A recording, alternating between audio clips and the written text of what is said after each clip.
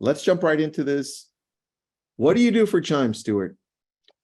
So officially, my title is the VP of Industry Development. So I deal with partnerships in all sizes, shapes, and forms.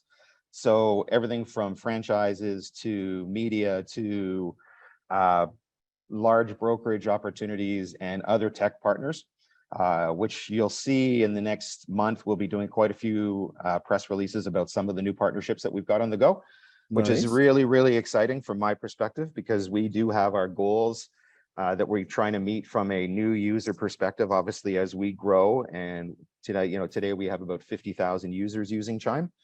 Damn, man. So we've really grown in the last 2 years very quickly. And I think as people understand what we do from a technology perspective, we do it very, very well. And our CTO has a vision of what the product's going to look like, not only today, but tomorrow and for the next 5 years, as we need to, as an industry, improve technology. And, CRM is what we do best, but also making a full platform usable for every agent. So they don't have to have multiple logins or, have to worry about logging into different sites and using different technologies. You can get it all in one place for the most part. So you'll see a lot of that today. So, what I'll do is say, first of all, thank you so much for everybody attending.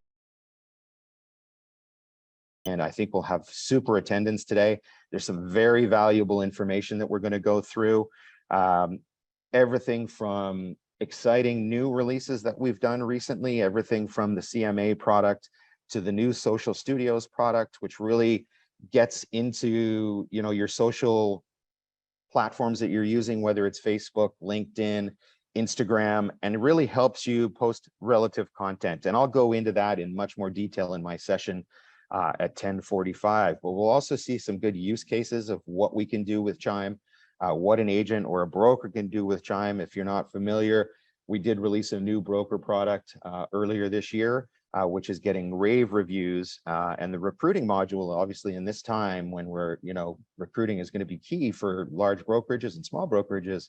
Those are some of the new features and functionalities that we're really going to focus on today, as well as some basic use cases where agents have asked us about these things and how they can improve themselves moving forward. So like I said, we're going to be at a ton of events in the fall. We're going to continue to be present online. From my perspective, there's been lots of changes, right, Tristan, in the last, let's say, the last 6 months. The industry has turned over from, we look at the 2 years of COVID, and we had spectacular results in real estate. 99% of people were doing really, really well. Lots of inventory on the market. Prices were very high. Therefore, the industry was very happy, right? Interest rates were low. But what's happened in the last 6 months, right? What I see, I'm on the road all the time, and I'm at all these shows and I'm at all these tech functions, and a lot of people are talking in a negative way, right? And I think that's the worst thing we can do is from an industry perspective. So why is that? Why are people looking at the industry in a different way today? Well, you look at interest rates, right? Interest rates, what did they hit this week? 6%? Dude, yes, they went up. Yeah, they went up again, right? Both in Canada and the US. But the reality is, when I bought my first property, they were at 11, right? So we have had this great era of fantastic pricing, low interest rates for people. People are jumping into the market, but don't discount that as something that isn't present today, right? Even at 6%, we're still looking at a real positive interest rate. And if you are smart and lock yourself in for the next couple of years, you can still do very well in real estate because the house pricing, for the most part, has leveled off, but we're still seeing real positive results there, right? So yes, you know what? Inventory is down in many, many markets. That doesn't mean that as a real estate agent, you have to panic. And we've had this discussion many times, you and I, Tristan, about how you need, as a real estate agent, you really need to have a plan moving forward. And what does that plan involve, right? So I look at everything, how it evolves around technology and what you can do with technology to grow your presence. So what do you need to do? Where do you need to grow your presence? Obviously, you need to grow your presence in your local market, right? So everything you do, whether you're posting on social media or you're buying a bus bench or you're sending out postcards, they should all be in your local marketplace. And what you should provide is information about that marketplace, right? What is going on with the housing market? What's going on with the industry within that market, but also localize it from these are the events that are going on. These are some cool things that are happening in your local market. And a lot of the time, and especially when I look at social media, and again, I'll go into this in much more detail. You have to, it's not just about posting your listings, right? It's about PPC, SEO, posting the right information that draws in the consumer to want to work with you. So again, we'll go into it in much more detail about budgeting and what you need to do to be a successful realtor. The other stuff that's going on in the real estate industry right now, which is really, it's super interesting to me, because when you look at the large layoffs that are happening at some of the large technology companies or some of the large franchises like the Compasses or the Redfins, they're announcing 20% staff layoffs and things like that. And there's been a lot of negative publicity around the industry, around those layoffs and what's happening. I think it's a great opportunity for a lot of these companies to actually reform their business and really kind of perfect it and decide on which technologies they're going to use moving forward to make themselves relevant and to make life easier for their agents and their brokers. You're seeing mass exodus right now and lots of people switching brokerages because they have this fear that their broker isn't providing them with the technology that is going to keep them in the game during the 2 years that we go through this, right? This is going to be a 2 to 3 year cycle. We see that in the past. 2008, it didn't turn around until 2011. So, we've got to get through this. And how you're going to get through this is a very good marketing plan, as well as strong technology. And that's my advice to everybody is, have a plan and embrace technology today, because it is so important. The other thing that I hear industry-wide right now, and it's crazy, is everything is about top of funnel. And if you understand what I'm talking about, top of funnel is essentially lead generation, working your leads. But the reality is you've got all these leads in your system that you've been buying for the last 5 or 10 years, whatever it has, and you've built up a very strong database. Now is the time to actually use that data and go out and proactively approach those people that are in your database. And how do you do that? We talked about this already, is you actually go in there and supply them with some relevant information about housing prices. How valuable is it for you to say, hey, Stuart, you bought your home in 1999 for $500,000. Did you know that it's worth $2 million today? What do you want to do with some of the equity that you've built up during that time that you've had your house? And maybe your situation has changed. Maybe the 2 kids that were 5 and 10 at the time are now 25 and 20. So they're out. So maybe you're looking at downsizing and buying a rental property or buying a house by the lake. These are all ways that you can actually attract new business, but also people that are in your database that you haven't talked to in a few years. And I always use my realtor that we used to buy our house initially as a negative way of doing business. We get a calendar every Christmas, and that's it. We never get reach out. He never sends us really good market information. And that's what I'm looking for. I've since invested in 3 other properties and he had nothing to do with those. So really take care of your database. It's super important. Have a plan and embrace technology. And I'll leave it at that. All right. And we've got Adam and Tommy. Adam has promised he's going to add grass to his front yard one of these days, or maybe not. I don't know. And we've got Tommy. We've had Tommy on before, Adam. I don't know if you remember. Well, yeah, I think you do. We talked to Tommy before with automations and the lazy agent, which I love the name, by the way. and I think both of you, Adam and Tommy, can work so well together because you're going to show us a lot of this automation. I'm located in Bellingham, Washington. Been selling real estate for about 7 years. Managing broker, and I got a few team members and some assistants. And I I don't really remember why I got into real estate. I think I lost my sales job and it was just the next best thing. And it sounded like a ton of fun. And here I am 7 years later and I still love it. Just though, real quick, for those that don't know me, you've seen my posts around and stuff like that. I've been in real estate for about 4 years, and I focus more on the nerd stuff instead of the people stuff. That's where my skill set and my brain works best. So I do what I do best, and I hear out the rest. Is my slogan that I like to use. So that's what I do. I've got some experience with other systems in the past. There was some overlap, but the last 3 years I've been using Chime, and it's definitely where I need to be with my business. I really enjoy it. So I've told this story a little bit before in other ones, but I'll recap because I know we added a whole bunch of people. So the first 10 months of me using Chime for my 3-year period was me. I had a free seat on somebody else's team account, and I just watched how Chime, I uploaded a database, and for 10 months, I didn't really do anything. I wasn't really concerned about converting anybody. I wanted to see how the system worked, the follow-up, how the smart plans worked, just how everything was going on with the bot, all that fun stuff.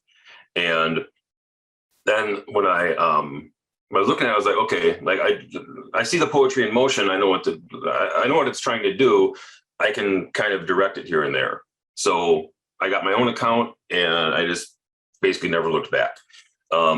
So one of the biggest benefits that I've looked at other CRMs, and one of the biggest benefits about Chime is the ability to use automations in a way that other systems don't really allow for, as far as feature-based. I mean, when I'm talking automations, I'm not talking about your standard drip campaigns of like sending out text messages and emails.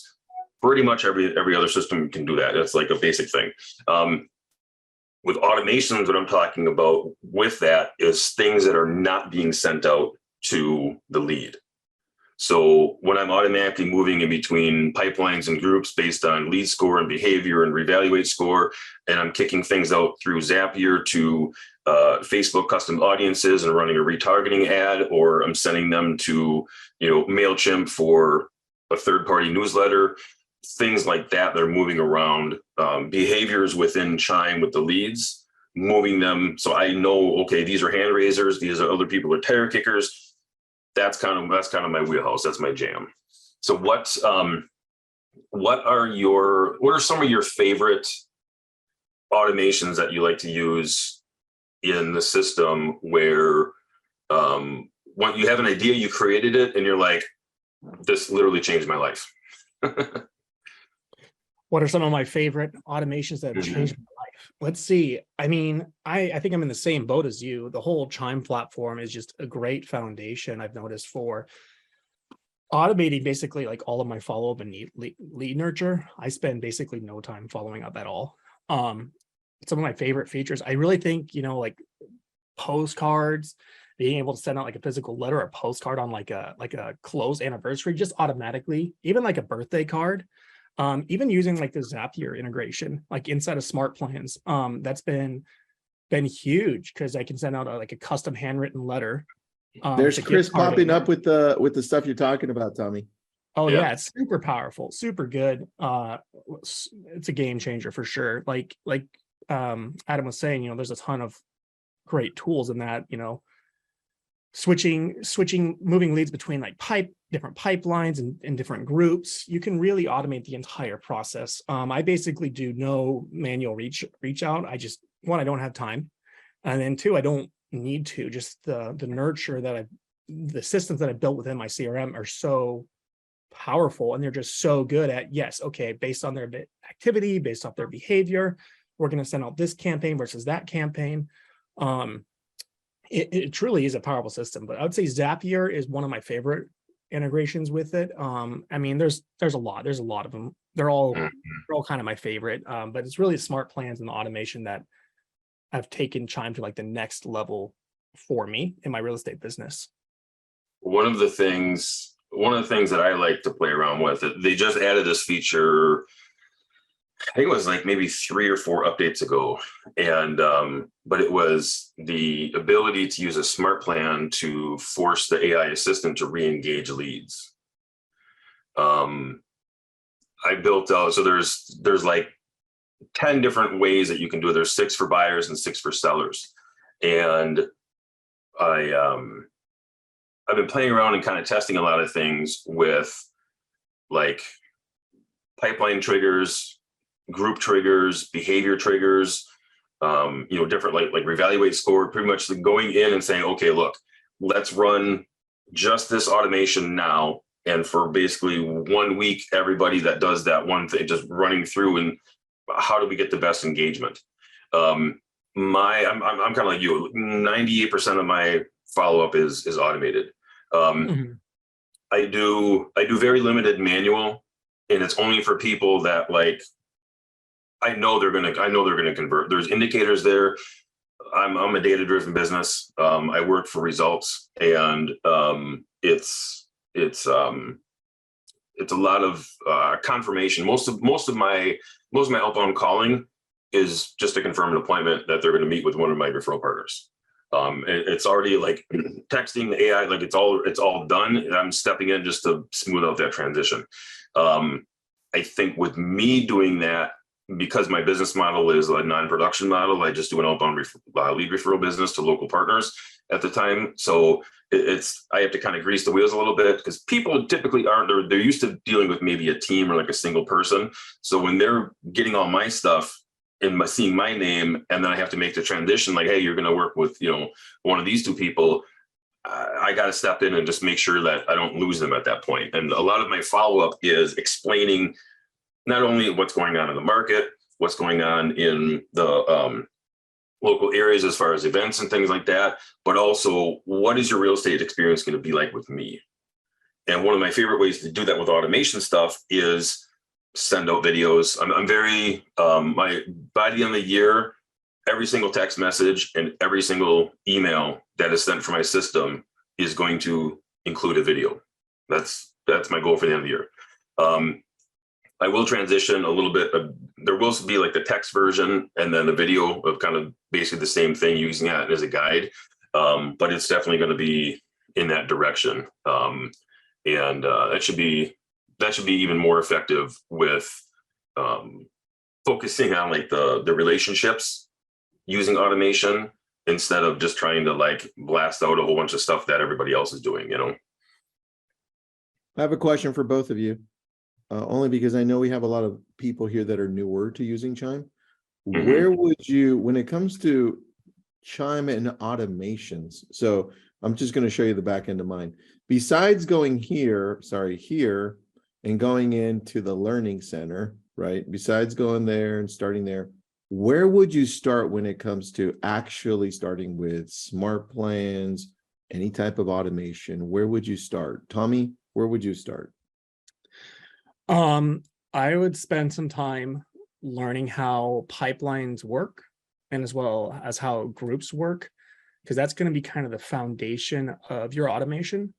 For example, a lead can live in a group or multiple groups. So you have the groups in the left-hand corner. If you look on your CRM, you can have a lead in multiple groups, or just one group or no groups. Whereas the pipeline, that's where you're going to have a lead can only live in one space in this pipeline.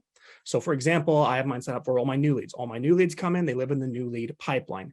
Then I have cold leads, warm leads, hot leads. Then I have appointment sets, active clients, under contracts, and closed. Now I know I just threw a bunch of words out there, but this helps me to categorize and organize my leads. So any lead that's a hot lead, they're going to get followed up with automatically weekly. And the way I do that is I created a smart plan. And you can go into the smart plans tool, spend some time looking at it, seeing how it works. I created a trigger that when a lead enters the hot pipeline, they're going to get followed up with automatically. So the smart plan is going to automatically apply to them, and it's going to sound out a text or an email or ringless voicemail, and you can customize it however you want. I spent a lot of time fine tuning how I use it, but I would start there. And then I use that to follow up with them weekly, and just take some time. It's going to be a process. I would say keep it simple. You can go really deep. You could really overcomplicate this and build up some crazy systems. I've done that. I found that simplifying and simplifying the process is the best way. So don't feel like you have to do super crazy automation things. Like that's going to come with time and a lot of practice. There's a ton of good resources, on YouTube. I know Adam has some videos. I have some videos. I have a completely free course. I don't have anything to upsell you or anything on how to use Chime. And I just show you how I set it up personally. So it's great for newer agents. But that's where I would start, learn how the pipelines work, and then slowly build out your smart plans. And again, start simple. It's going to take time. It's going to be a lot of work. Just go slow and you'll figure it out. So How about you, Adam? So my thing is I'm despite the way my house looks, my business is very organized. I think the most important thing somebody can do before they do anything else in Chime is organize their database. The two main areas that I would focus on are the pipelines and the groups. So the pipelines, the intent with the pipelines, they're meant to be the point at which they are in the transaction from curiosity to close. So curiosity is new leads. They're stranger danger. We don't know. We need to figure out if they're actually serious or if they're just like waiting in line or, waiting for their wife to try on outfits and they're just bored and clicked on an ad, on one of our ads, right? So as they progress through the different stages, how I organize mine, just because it makes sense in my brain, I use very simple terms, but I want to know, like, I'm tracking how far away they are from meeting somebody in person. I'm going to say me, but when I'm going to say me, I mean my referral partners. Are they 3 months away? Because I'm going to talk to them a whole lot differently than someone that just signed a lease that's going to be a year down the road. It's a whole different conversation, whole different style of follow-up. They're further along. Like think of this being part of the sales funnel inside the sales funnel, right? So they registered, okay, well, here's a little funnel in here and everything is just funneling through. They go from funnel to funnel. So the outside funnel is basically the big sales funnel. Once they're in my system, now I'm funneling them from new leads, which is curiosity, all the way through the steps to closing. So I use very simple terms, just like Tommy does, hot, warm, and cold. To that, hot, warm, and cold is basically my next 90 days of potential appointments. I'm using Chime to convert new leads, not just to follow up with leads. So my goal is I want to take internet leads that have no idea who I am. I want to organize them. I use the AI assistant to basically do the frontline engagement. I'm using automations based off those AI tags to automatically sort into my pipelines. And then once there, I have smart plan automations that start to nurture them. And then I pepper in my manual stuff after that. With groups, I use those as a collective of situations. First-time home buyers, inbound referrals, outbound referrals, different loan types. If I got USDA, I got FHA, I got VA, I've got the state WIDA program, which is a no down payment one. Like all that stuff matters, and that needs to make sense in my brain so that when I'm looking at somebody, I can take a quick glance at them and see, okay, they're in the cold pipeline and they're looking at a VA loan. Cool. So they're a veteran and they're about 3 months away, basically 60 to 90 days away from potentially meeting in person. Now I can look in and, basically handle it from there. Once you organize your database and you see exactly what your workflow is like and makes sense in your brain, now, basically your table is set. Now you have to go grocery shopping. So we're going to go to the smart plans and create the recipes that we need to feed the family and friends that are in our database, in our home, basically. That's the analogy that I like to use. So I would organize the pipelines and groups to make sense, then go into the smart plans and just ask yourself, okay, here's my situation. You've got a new lead coming from Zillow. How do you need to have that conversation to figure out how to educate them on not only the real estate process, but also what that's like with you, right? And just kind of use your words, just go from there. Don't overthink it. Like Tommy said, don't overthink it, keep it simple. The shorter the message is better, I think, especially with an email, like you can just write paragraph, like calm down. All my emails are one. That's a video, that's a video. So that's how I would approach that. I love that. One place I want everyone to at least look at or start with as well is on your main screen. You just, click Chime. You end up here. There's a section, Smart Plan Emails. more smart plans right here. Just click it. Then it takes you to this section right here, and there's a little wheel, and it tells you, well, what do you want to do? It says, well, let's say we want to nurture somebody. And as soon as you click nurture, on the right-hand side, it has some options. So you can either create them or use the ones that are already here. So let's say it was just after closing, right? Or opportunity or property marketing or initial contact. Initial contact's probably the one that we use the most. You could just grab them here.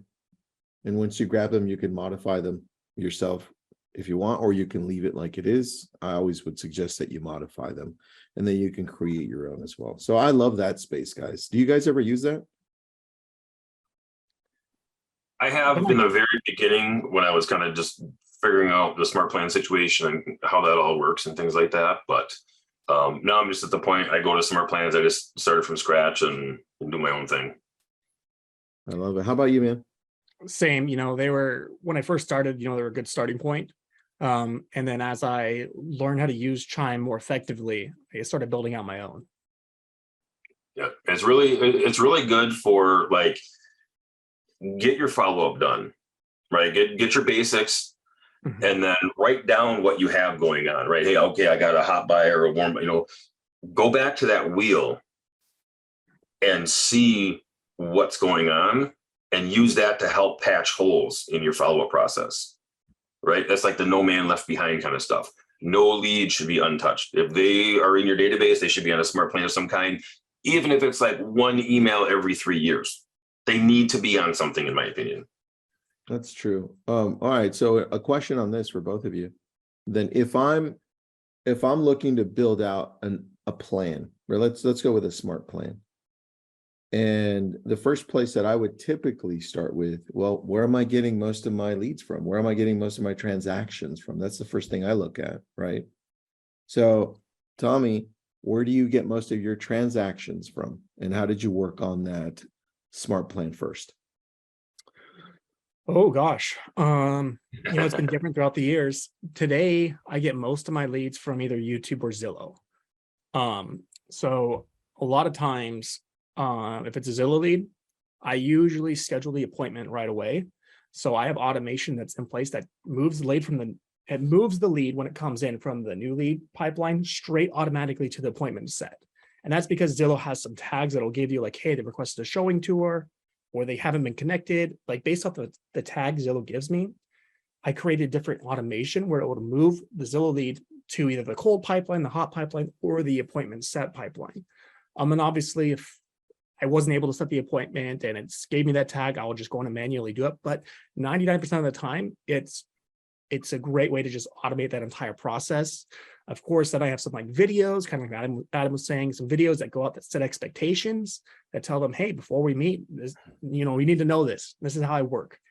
YouTube, kind of a similar thing. If I get a YouTube lead, that appointment's set automatically. So I just automatically move that lead to the appointment set pipeline. Now, if it's not, of course, I have other automation like for the new lead category that'll follow up accordingly. But those are my two big income sources right now is YouTube leads, organic YouTube leads, and then Zillow leads. Got it. So that makes sense. That's where you would start with your smart plans. Make sure that those are outlined. I like that. How about you, Adam? Where's your primary source of business right now?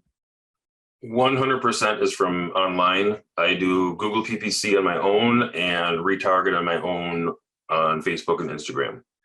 I use Revaluate a lot to help me identify people that maybe aren't interacting with my site as much as they should. And I use that to help me target the people that need to get kind of slapped around a little bit and remind them that, hey, you need to come back to my website, not anybody else. But yeah, mostly I'm doing lead generation on Google and then retargeting on Facebook and Instagram in certain situations.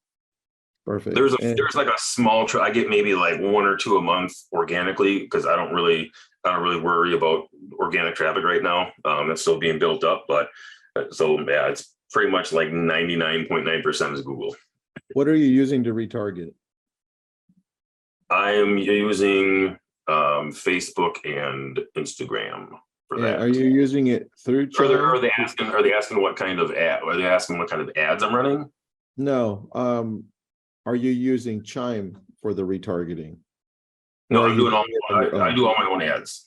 Got it. Yep, I do all my own ads. So you just I have them filter through Chime then? Yeah, so Google Leads come into my Chime CRM. I'm doing a follow-up when they exhibit certain behaviors or lack thereof.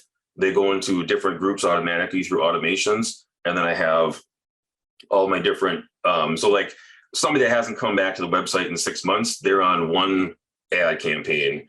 Somebody that is ready to go in 90 days and isn't opening emails, they're in a different audience. They get a different kind of thing. So I've got kind of a web of retargeting going on where different situations, I'm basically using my Chime database to move them into groups and then add them to custom audiences and target them on Facebook. I do all that stuff on my own. Got it. All right. I want to create some clarity for the people listening in, only because sometimes when we're listening to, let's say, you, Tommy, or Adam, you're already functioning at a level where you're getting in leads. You've got the systems in place, the smart plans in place. And a lot of people are still trying to figure out, well, where do I start? So one of the things that I do is I focused on my strengths first. I say, where do most of my leads come from originally? And I created this Google PPC doc. I'd had an outline really quick of everything that was going to happen. And then I went deep into it. And then once I outlined everything and I know that it worked and I tested it out, I grabbed it all and I dumped it into Chime, right? But for me, anything I need to change out, it's here. It's in this document, right? So that's how I did it first. I'll share this with you so you can have it too.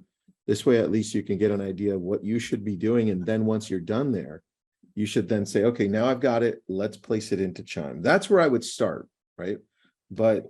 But again, I just wanted to simplify that process. Tommy, we've got 6 minutes left.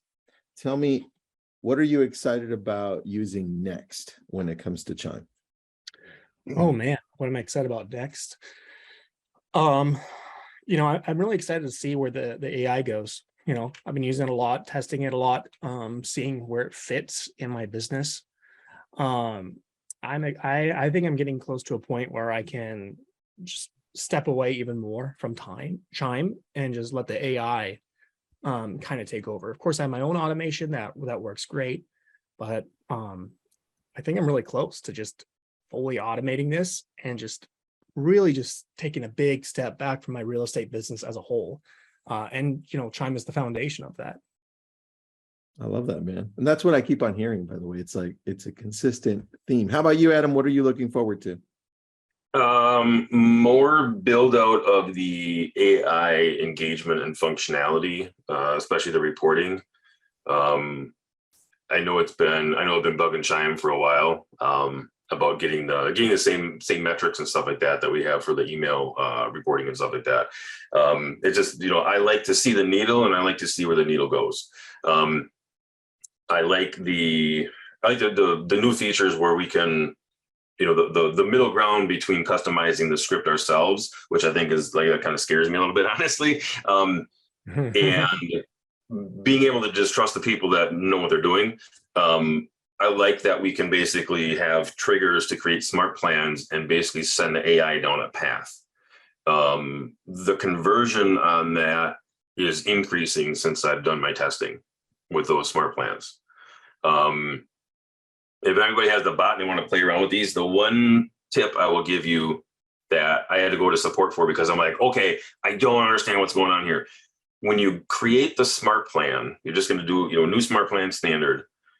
The buyer and seller as like the combination lead type needs to be selected for who the smart plan applies to so that you see that AI. So you have to have the AI assistant. Hopefully that was obvious. Not the buyer, not the seller.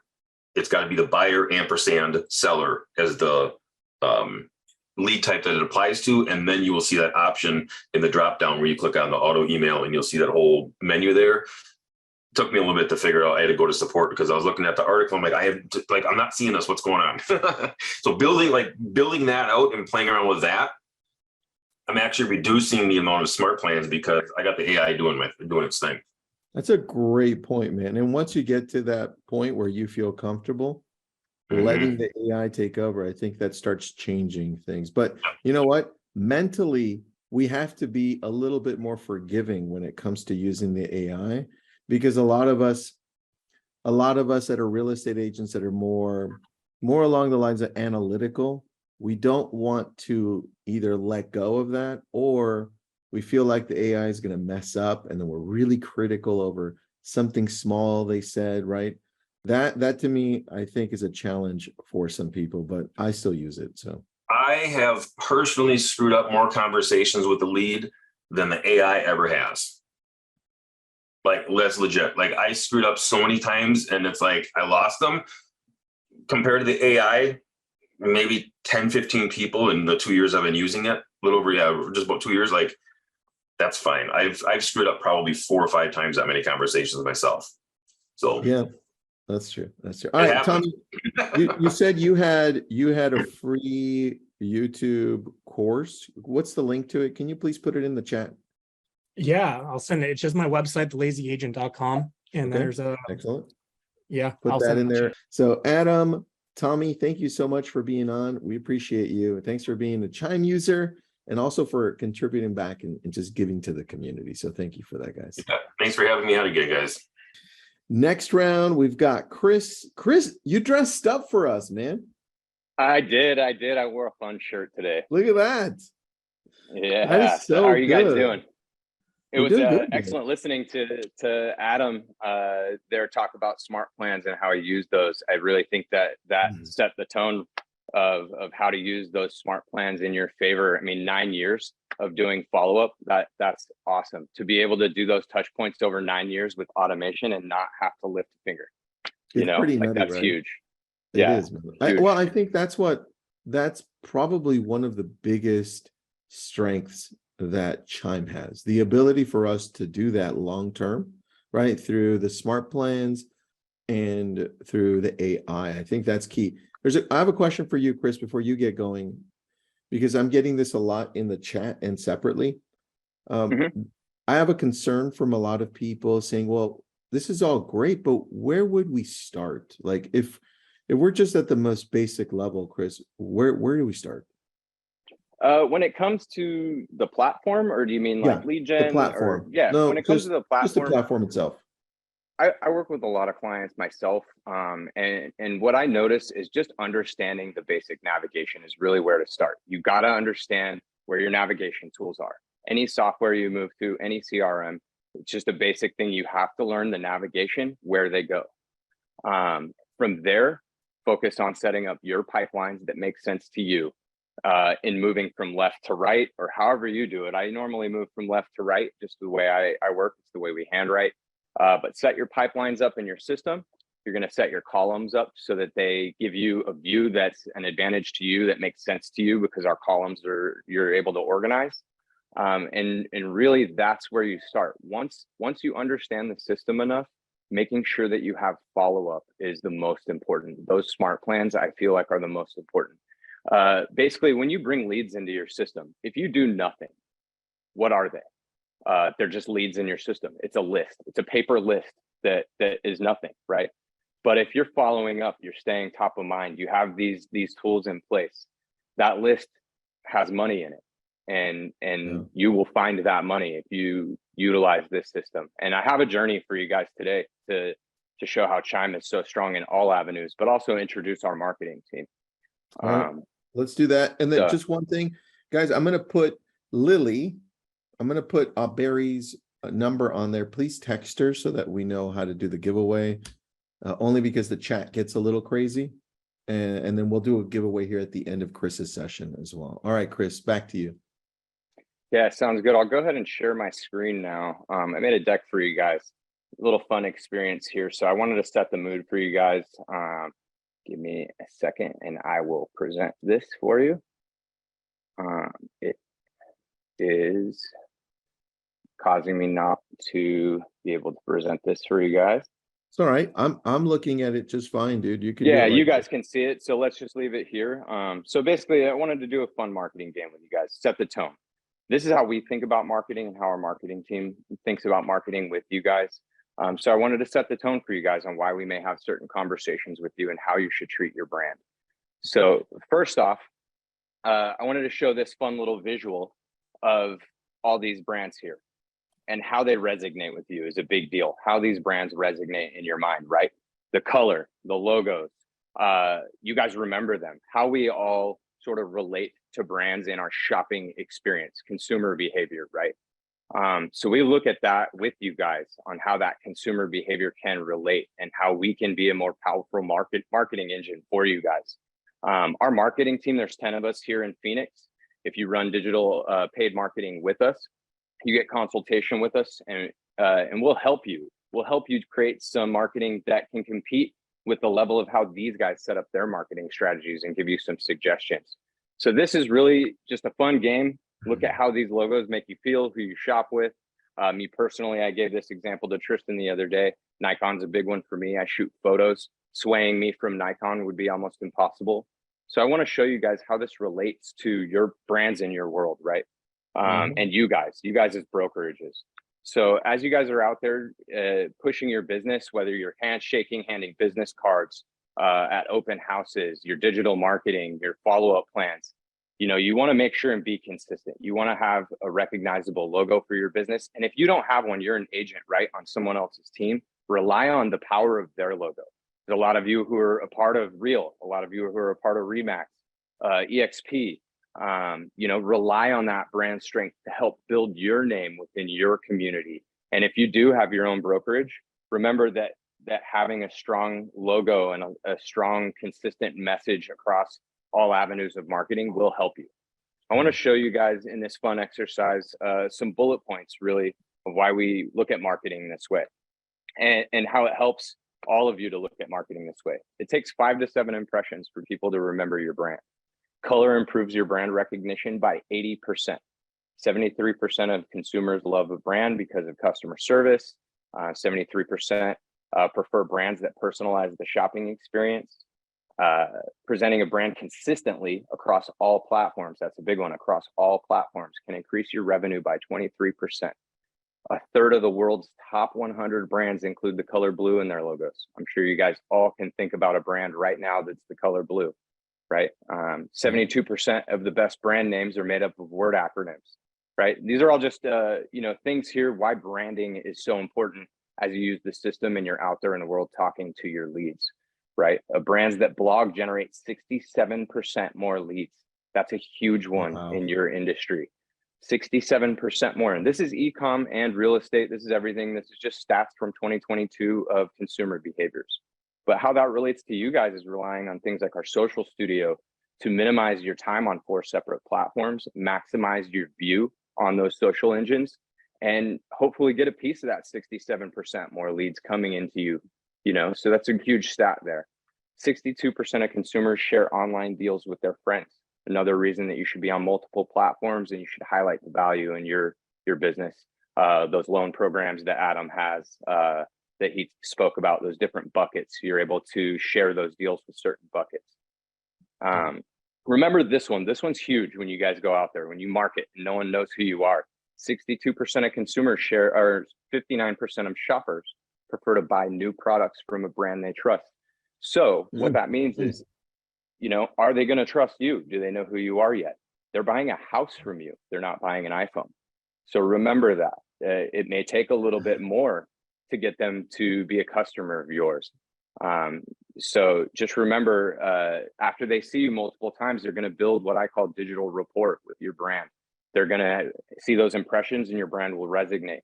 Eventually, they will come to trust your brand to ask you questions. So that's why it's really important to carry a consistent message across all avenues. Now I'm going to go ahead and skip. This is how Chime comes into play, right? With branding and marketing with our team. Like I said, there's 10 of us here. So when you run marketing with us, you get to speak to our team. We'll help you with marketing. And today we're going to cover our paid campaigns. I'm going to cover a little bit on retargeting and remarketing, the customer journey, that web that Adam spoke about. I have a visual web for you guys that took me a little bit to make pretty for this slide today. So I want to show you how that web really works, an advantage for Adam, for us when we run ads for clients. Remember, Adam's an advanced technical user. He understands these platforms and can do it himself. What our team is here to do is we're here to take that busy work and you being in these analytics platforms and ad platforms away so that you guys can be better customer service people and better sales people at the front door. So I want to walk through that customer journey, the 360 marketing, and then how those results look, right? So here is our digital marketing offering. This is our paid offering, right? So we offer Google PPC, including LSA. We now offer Microsoft and Bing ads. Those are now the reporting's all within the CRMs and platform. We do Facebook branding and Instagram branding. We do have our dynamic catalog campaigns that can be used at multiple stages within the funnel. I personally like them for the mid funnel for retargeting and for remarketing and re-engagement. It's a nice way to get people to actively click on listings. YouTube branding, again, you can run traffic through YouTube, you can build your channel, but we offer that as a service. GeoFarm print service. So I wanted to highlight this one real quick, and I'm going to stop sharing so you guys can all see me. We do postcards now. We have QR codes. So with the QR codes, I love that. Yeah, with the QR. So traditionally, why that's so important is postcards are what's known as one way. We mail it to somebody and we don't have a measurable form of return. Well, with QR codes and text codes being present on all of our postcards, driving those back to your platform, we're able to identify that return on investment as much as we possibly can. We have a team that can help you design these, and we also have an auto purchase within the CRM that you can go make some just sold postcards, has your information, QR codes, and you're able to generate. We also have farming. So I just wanted to show you guys that. Let me go ahead and share my screen again and share my deck. Chris, how would people get a hold of you or the Chime team? Where do we go for that if we have questions on any of this? Normally, chat support can directly connect us if they don't already have a marketing person they're speaking with. Today, I do have a link if anyone wants to schedule a call with us. Remember, there's a lot of you in here, so if a lot of you click that link, it may take us a second, but I will have a link for you guys to schedule a call with us directly, so that you guys can, consult with us, ask us questions, how this could work, for you, and our program could work for you. We offer Facebook listing promotions. Those are self-service in our platform, and they start at $99. This one's huge. If you're a listing agent and you have properties, not only does our social studio can those auto post to your social platforms, but you can do paid self-service paid campaigns for those listings to generate leads quickly. I think it's a great entry point if you have listings to marketing, because at a $99 cost, it's a pretty low cost out of pocket because we do have some minimums on the other forms of marketing that we have. After the Facebook listing campaigns, we really love talking about retargeting and remarketing. If your audience levels are meeting a level that we can start actively re-engaging and retargeting and separate campaigns, we can do that for you guys and create touch points within the actual marketing funnel, like Adam spoke about earlier. Why choose us? You get to work with us. You also get an AI that's free when you do any of these paid campaigns for any of your paid leads. So what I mean by that is anyone who registers from a Google campaign, from our paid leads, we have an AI that comes with your paid lead generation package, and it will work those leads for you. So it's a great backup system to you vetting those leads. And then it's a less out of pocket for you actually buying the full AI package. Another great way to introduce you to our AI, and in the future, you may use that for the rest of your leads. We do have a seamless integration with our CRM and our website. We do some advanced conversion tracking that's going to help you guys in the future to be able to continue advertising at a high level for you guys. And we are also known as a Google certified partner. And I have to give that up to the entire Phoenix team and our technical teams across the world, because we all have to be certified through Google to get that badge and be a certified partner through Google. So really great there. Next, I want to give you guys a quick example of how retargeting can work and why it's so important. These are just examples, right? And I'm going to give you a quick example from this bullet point at the bottom. Increased awareness that PPC cannot deliver on its own. Example here is that, say I bring you 40 leads per month, right? Usually there's about 5 times in that of people who clicked your campaign that didn't register on your website. What's happening with those people that made it to your website and they disappear? They didn't register the first time around. This is why retargeting is so important. We're able to retarget your Facebook and Instagram page engagers. We're able to retarget landing page viewers, video viewers that watch content on your Facebook and Instagram page. We're able to retarget CSV lists of anyone, pocket holdout audiences that you want. And the difference here of doing this is that you can have a small budget, and you can see there, you know, for a small $231 budget, we maintain a cost per lead, but we're able to hit 1,700 people uniquely in reach from this retargeting example with 3,500 impressions that happen. That's in excess of the Google click traffic, right? You're now hitting these people on social platforms where we know they're there every single day. Remarketing example, when we're driving people in your CRM back to your website here, at $80 budget, I was able to reach 3,700 unique people with 9,000 impressions based on the way we optimize for those landing page views, bringing 95 people back and re-engaging them to the website. This specific example was from a client from Boomtown, and we re-engaged a lot of those Boomtown leads back onto his new Chime website. Brand new domain, different domain than Boomtown, and we were able to do that and drive those leads here. So now we're re-engaging that audience that you already own, right? So here, the main point is increased reach and brand awareness across all avenues. We're driving activation, we're driving engagement and site revisits, and we have unique messaging within the funnel, multiple points of the funnel. So that's why retargeting is so strong. Now I want to talk about the funnel itself, right? This is how we treat the funnel in marketing. This is the customer journey.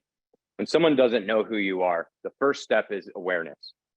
We all know big brands, right? And the first time you see a new brand, you're like, I'm not going to buy that, right? But that's your first step. You saw that brand logo, that's awareness. Consideration is when you see that brand or start to trust that brand enough that you're considering buying from that brand or using that brand's service, right? Conversion is when on at least the platforms, either when you buy something or you become a lead can be a conversion point. For us running lead gen for you guys, that conversion point is bringing them into your system. And then after the fact, it's repeat business. We can re-engage repeat business through our ad campaigns. So really, I wanted to highlight this point underneath again. For someone to consider your brand, they need to see your logo and brand at least 8 to 15 times before they consider a purchase. Now, again, remember what you guys are selling are homes. This is one of the largest purchases people make in their entire lifetime.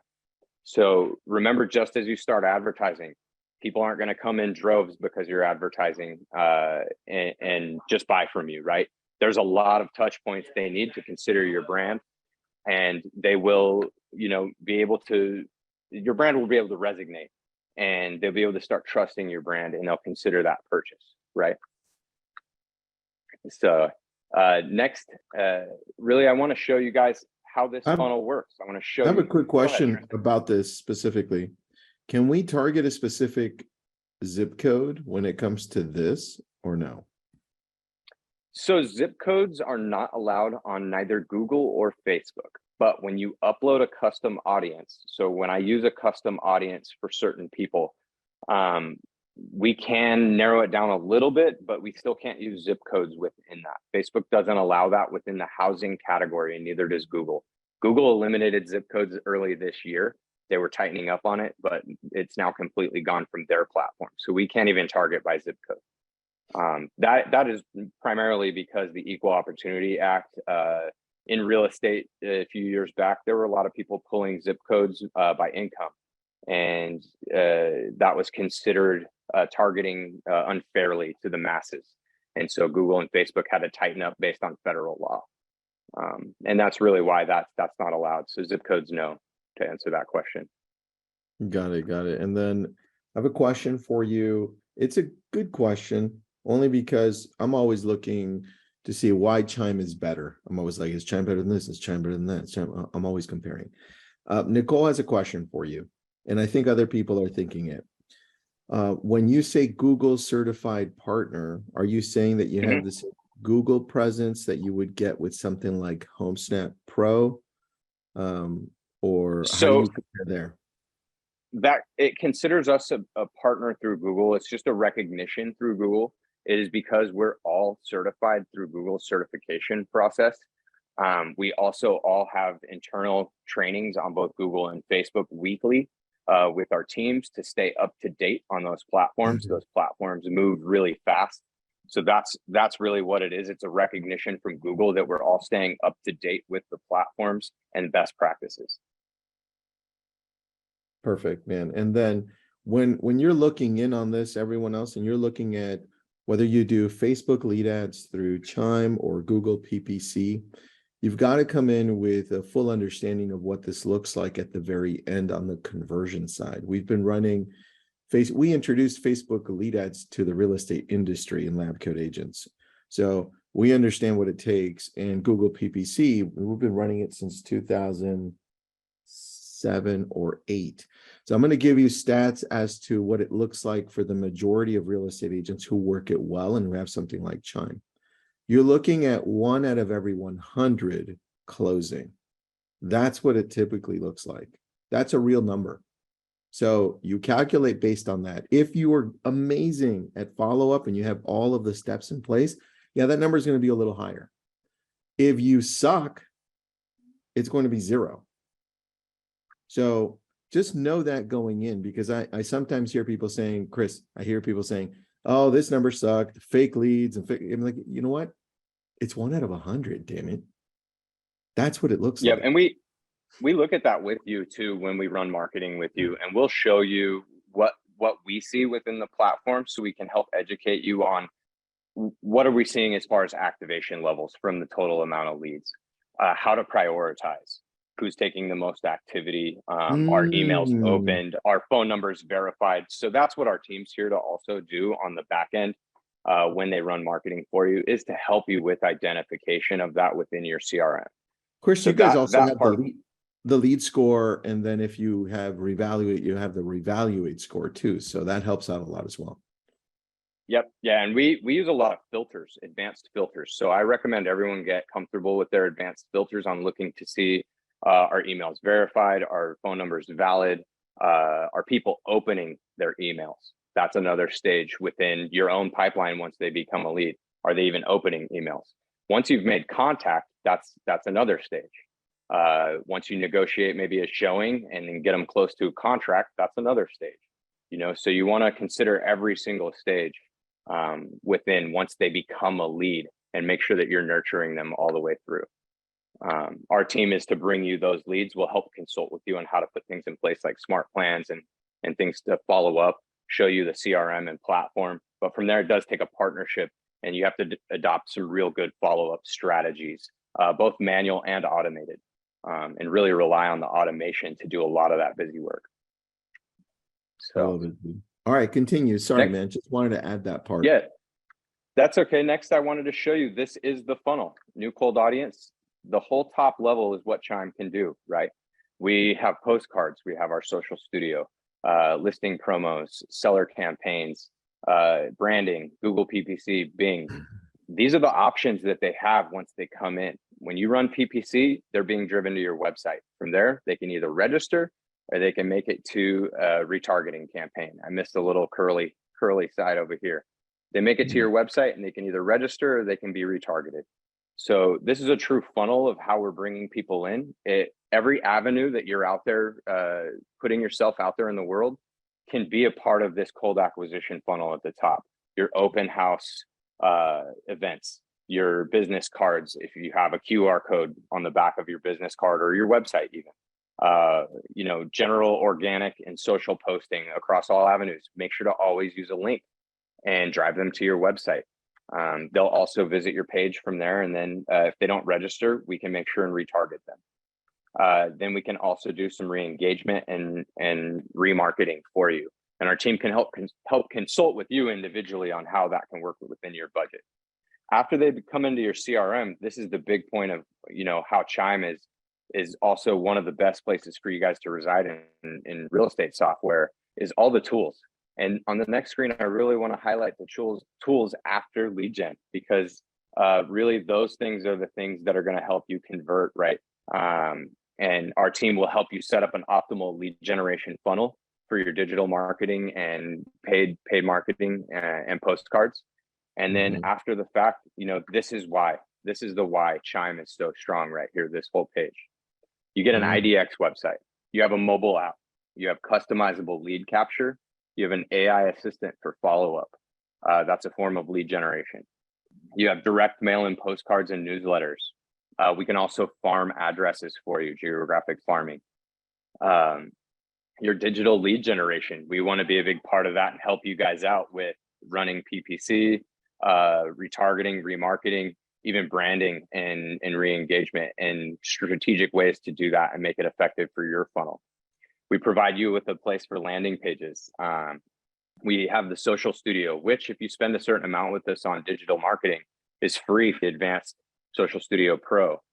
What that allows you to do is to auto post all your listings across your social platforms in one house. So that's the exciting part, right? Is you do all of this in Chime's system and it's out there doing work for you. Automated property alerts are drip plans.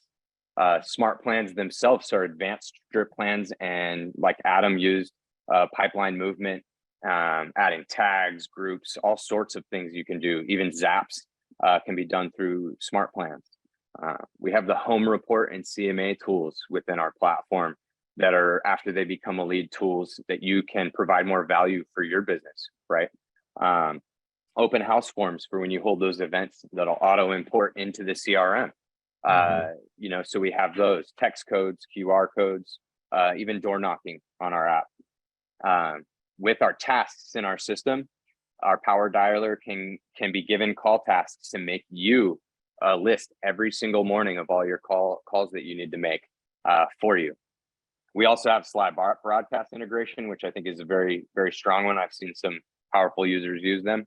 Zapier, we have Workspace, and we now have Calendar Sync, which is also going to be working with the AI assistant to schedule appointments on your calendar. So really, really strong here, all in one place, right?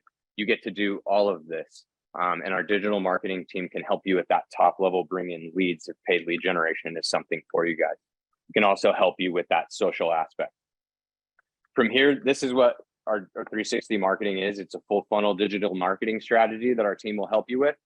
It's multi-platform branding and exposure. Remember that slide I first showed you about all those other brands, multi-platform branding and exposure. We get unique messaging across all stages in the funnel, just like Adam spoke about, in their awareness stage, consideration, and conversion. We get lead activation on your website. You guys have CRM tools after registration, and then Chime can become, again, the complete marketing solution for lead generation, right? It's not just one thing, it's many that Chime can do. It's a collective. It's a really powerful tool all the way around. Chris, what would you say budget wise? Where would we start if we're a single agent starting out? Really, I think listing promos are a great start. From there, I think based on our minimums, we have a $300 minimum on Facebook, $600 minimum on Google. There's reasons why, and we can explain that to you, but it's based on daily budget and the amount of daily budget allotted and how many clicks you're gonna get, and we can discuss that in more detail with you. But yeah, $300 and $600 for paid campaigns is a good start for anybody, and that's per month. When you do that math at 30 days, that's either $10 or $20 per day. So you want to think about it in that way of your budget. But that's a good start, is either listing promos or that $300 Facebook budget. From there, I mean, this is the results. You get data-driven objectives by audience type and stage in the beginning stages and all the way through with our tools. You know, even smart plans, moving through people through certain stages with content. You get increased awareness, increased lead quality at the end of the day because you're activating more people on your platform. You maximize communications using all your platform tools. You're really developing a successful pipeline management for your business. And then within that, we have very transparent data when it comes to our advertising, and then you're reporting within the CRM. And hopefully at the end of the day, this is the win-win, is that we create increased conversions for you, right? Using this platform and using some or all of the tools that we can provide in one house. I know if I had this tool in sales careers I was in earlier, that all this automation and management for my business really would have made True. life much easier. So That is so true. Good point. All right, Chris, we're on time here. What is that at the bottom? Schedule now. What is that? that is a link. So lastly, I wanted to leave a link for anybody that wants to schedule a call with our team. These are going to be routed out to our team members. So if you guys have any questions, we work really close together, and you guys are welcome to schedule a call with us, and we can consult with you on how we can help. So thank you again, and you guys enjoy the rest of the summit today. Thank you. Thank you for helping out, Chris. We appreciate you. Yeah, thank you guys. Billion in volume. What does that look like on the United States map? Like, where are you guys located? We're in 18 states and in Canada as well. So, we cover basically all the coast as well as the Midwest, Kansas, Oklahoma, Missouri, Colorado, all the way down the coast and up, pushing into California now. Oh, nice, man. I love that. Your neck of Congrats the on woods. that. Yeah, next to me. I love that. And before we start, how do people join? Like, if they have questions about the Lucido group, how do people either get more information or just go ahead and join your group? Yeah, so you can go to lucidocareers.com. I just dropped it into the chat box. So you can kill two birds with one stone. So you can check us out, but you can also see, if you're not a current Chime user, the design capabilities for the websites. So we have two websites, one for transaction basically, and one for careers and recruiting opportunities. So that's what that website is. So you can see the level of customization that Chime supports in the process. Perfect. All right, man, let's get started. I want to know, we're going to talk about Chime Enterprise. We're going to talk about all that good stuff on the back end, but I want to know what other tech you use. Like what pieces do you have running around Chime that make it work better for you? I mean, you name it. I mean, most recently we've built out integrations with Calendly. You name it. We every aspect of our business basically touches Chime. So everything is rooted in Chime, and then we build layers on top of it. So Calendly, we have tons of other integrations that go into the process. We do a lot of stuff through Zapier, so you don't have to be a tech whiz in order to build some of this stuff out. You guys also use to track numbers. Do you use Sisu or no? We do use Sisu. All right, so Sisu, Calendly. You also use Zapier. What do you use Zapier specifically for? We use Zapier to specifically accomplish things that the native integration may not be there with Chime. So with an example, Calendly was one that we built out a couple weeks ago. So we built out an integration with Calendly where it'll search for a lead and update the lead. And if it doesn't locate one, it'll create a new lead. So it basically will integrate. We're doing this on the recruiting side. So that's another example. So we're using Chime for recruiting as well. I love that. All right, Chime Enterprise. How is that different from the regular Chime that most people see? It's different in a few different ways. So the primary one is obviously it's tailored towards either large groups, already large groups, or groups that want to scale. Because last thing you want to do, if you are committed to growing your team and you're absolutely adamant and you're driven, you don't want to jump onto a CRM that's going to break essentially when you do achieve that goal. You don't want to have any log jams or bottlenecks that materialize 2 years down the road just because you had somewhat of a limiting belief right now. Like, I can settle for this CRM that's designed for a single seater, or this CRM that's designed for a single instance. With Chime's enterprise product, your ability to scale is virtually limitless.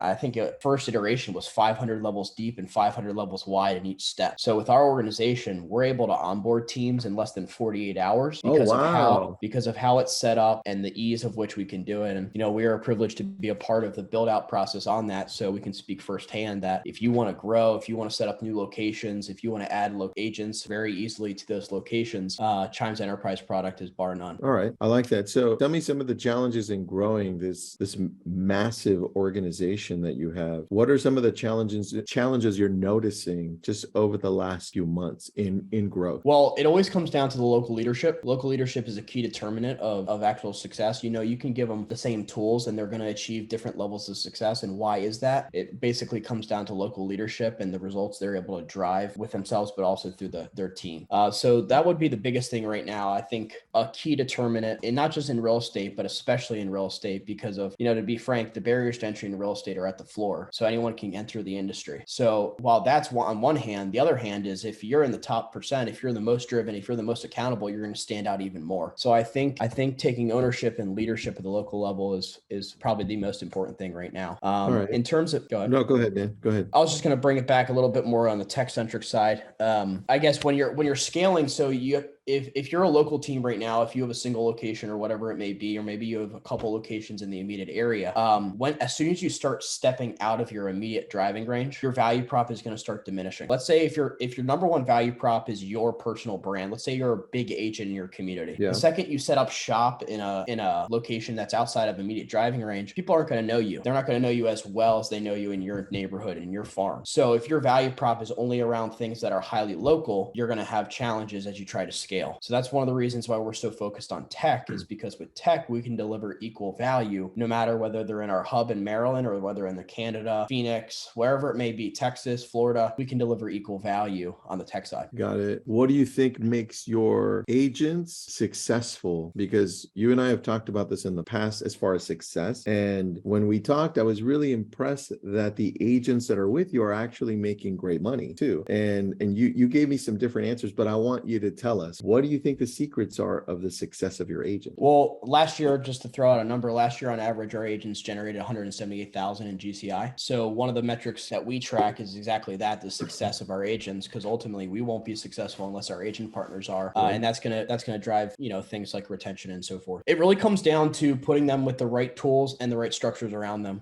We believe that onboarding is a key differentiator, and that's our focus in Q4 and Q1 of next year. It's really mastering the onboarding process, because those are key determinants in reaching those aha moments like we talked about in the last webinar. All right, good, man. I like that. I have a question as far as tools when it comes to, I'm assuming the agents. What tools do you think the agents use the most that they say, you know what, this is important. This has been great for our business specifically. Well, have you Chime seen specifically? It can be anything, but what do you see that the agents use the most? Well, a key differentiator and why our agents have been successful even this down market is our ISA program, which is fully enabled by Chime's Enterprise product. So this was one of the reasons why we switched over, is because on our previous CRM, where every team was its own instance, we weren't able to easily facilitate a nationwide ISA program. Give you an example, if a lead came into Georgia for Florida, we didn't have a way to get that to our Florida team. So as a way, in that light, there's a lot of waste built into the system and a lot of extra effort built into the system to try to facilitate it. So with Chime's Enterprise product, all the leads essentially live in one bucket with different dividers. So you're able to pass leads all back and forth, and essentially there is no wasted leads at that point. In terms of specific tools in Chime, our agents are really using those engagement tools that Chris mentioned. It's so simple. It's point and click. You click into add it, and then you specify the city, and then you set it and leave it. Our open rate on those are over 50%. You're going to look like the local market expert, and you set it and leave it. Now, I did see a question in the chat box really early on, which was in regards to smart plans and how do you do it so you don't seem super redundant and so forth. And this admittedly is a challenge, especially with SOI plans. One of the ways you can overcome that is with the market reports, because it's a non-pushy way. You're delivering value. It's no additional work to you. Just set it and leave it, and it'll send them a market report or a market snapshot once a month, once a quarter, however you specify. So that's a really good way to deliver value, staying top of mind without being pushy. I like that. Somebody's asking if you're similar to Ojo. No. So, Ojo leads, the leads that people get with 30%. So no, not yet. Not similar to Ojo. Robert runs a full-on real estate team inside of a brokerage. So they just run it like a massive business, and they do a great job of it, obviously. So great question, though. Great question. Can you tell us more about your ISA program? What does that look like, Robert? Well, last month we actually had our best month on record despite the down market. We were actually up 62% year over year. We've already set 55 appointments this week, and Monday was a holiday. So we're rocking and rolling. We have a new VP of sales that joined us a few weeks ago. That's really taken us to a whole nother level. I guess in regards to our ISA program, we're setting and qualifying opportunities and setting these hot appointments for our partners across the country now. What in particular would you like me to go into? Well, I want to go in a little deeper because I think I know what they're asking. With the ISAs, who are they focused on calling? Are these online leads that are coming through? Are they nurturing the database? Who are the ISAs calling to then send them over to your team and say, hey, this is a possible hot lead? Yeah, any of our company leads, so the entire database. So we're doing everything. Chris mentioned a few of the integrations at the end. We just did a slide broadcast drop, for example, on Labor Day for a client party we have this weekend. So that's one example of how we're basically hitting it on all fronts to drive conversion and drive opportunity for our partners. I like that. And what does your ISA team look like right now? And is it in the United States? Is it spread all around the world? What does this look like? It's all onshore. We have a few different hubs across the country, one of which is in our main hub in Maryland. We're launching a hub hub out in Phoenix, and we have one in the Midwest. That's how we're set up. So we cover all time zones, which is important because we have coverage across 7 days, as well as early in the morning and late into the evening. And then we have the AI assistant overnight. So we fundamentally have continuity of coverage across all 7 days. I like that, man. Let's dig deeper on Google PPC and Facebook lead ads. Are you currently doing both or only one? For cold capture, just PPC. PPC. All right. Same as us. We're only on Google PPC right now. You run most of it, all of it, some of it through Chime, because I know you work really closely with their PPC team. What does that look like? Yeah, it's all run through Chime. We used to have it fragmented on our previous CRM. We were on Boomtown before.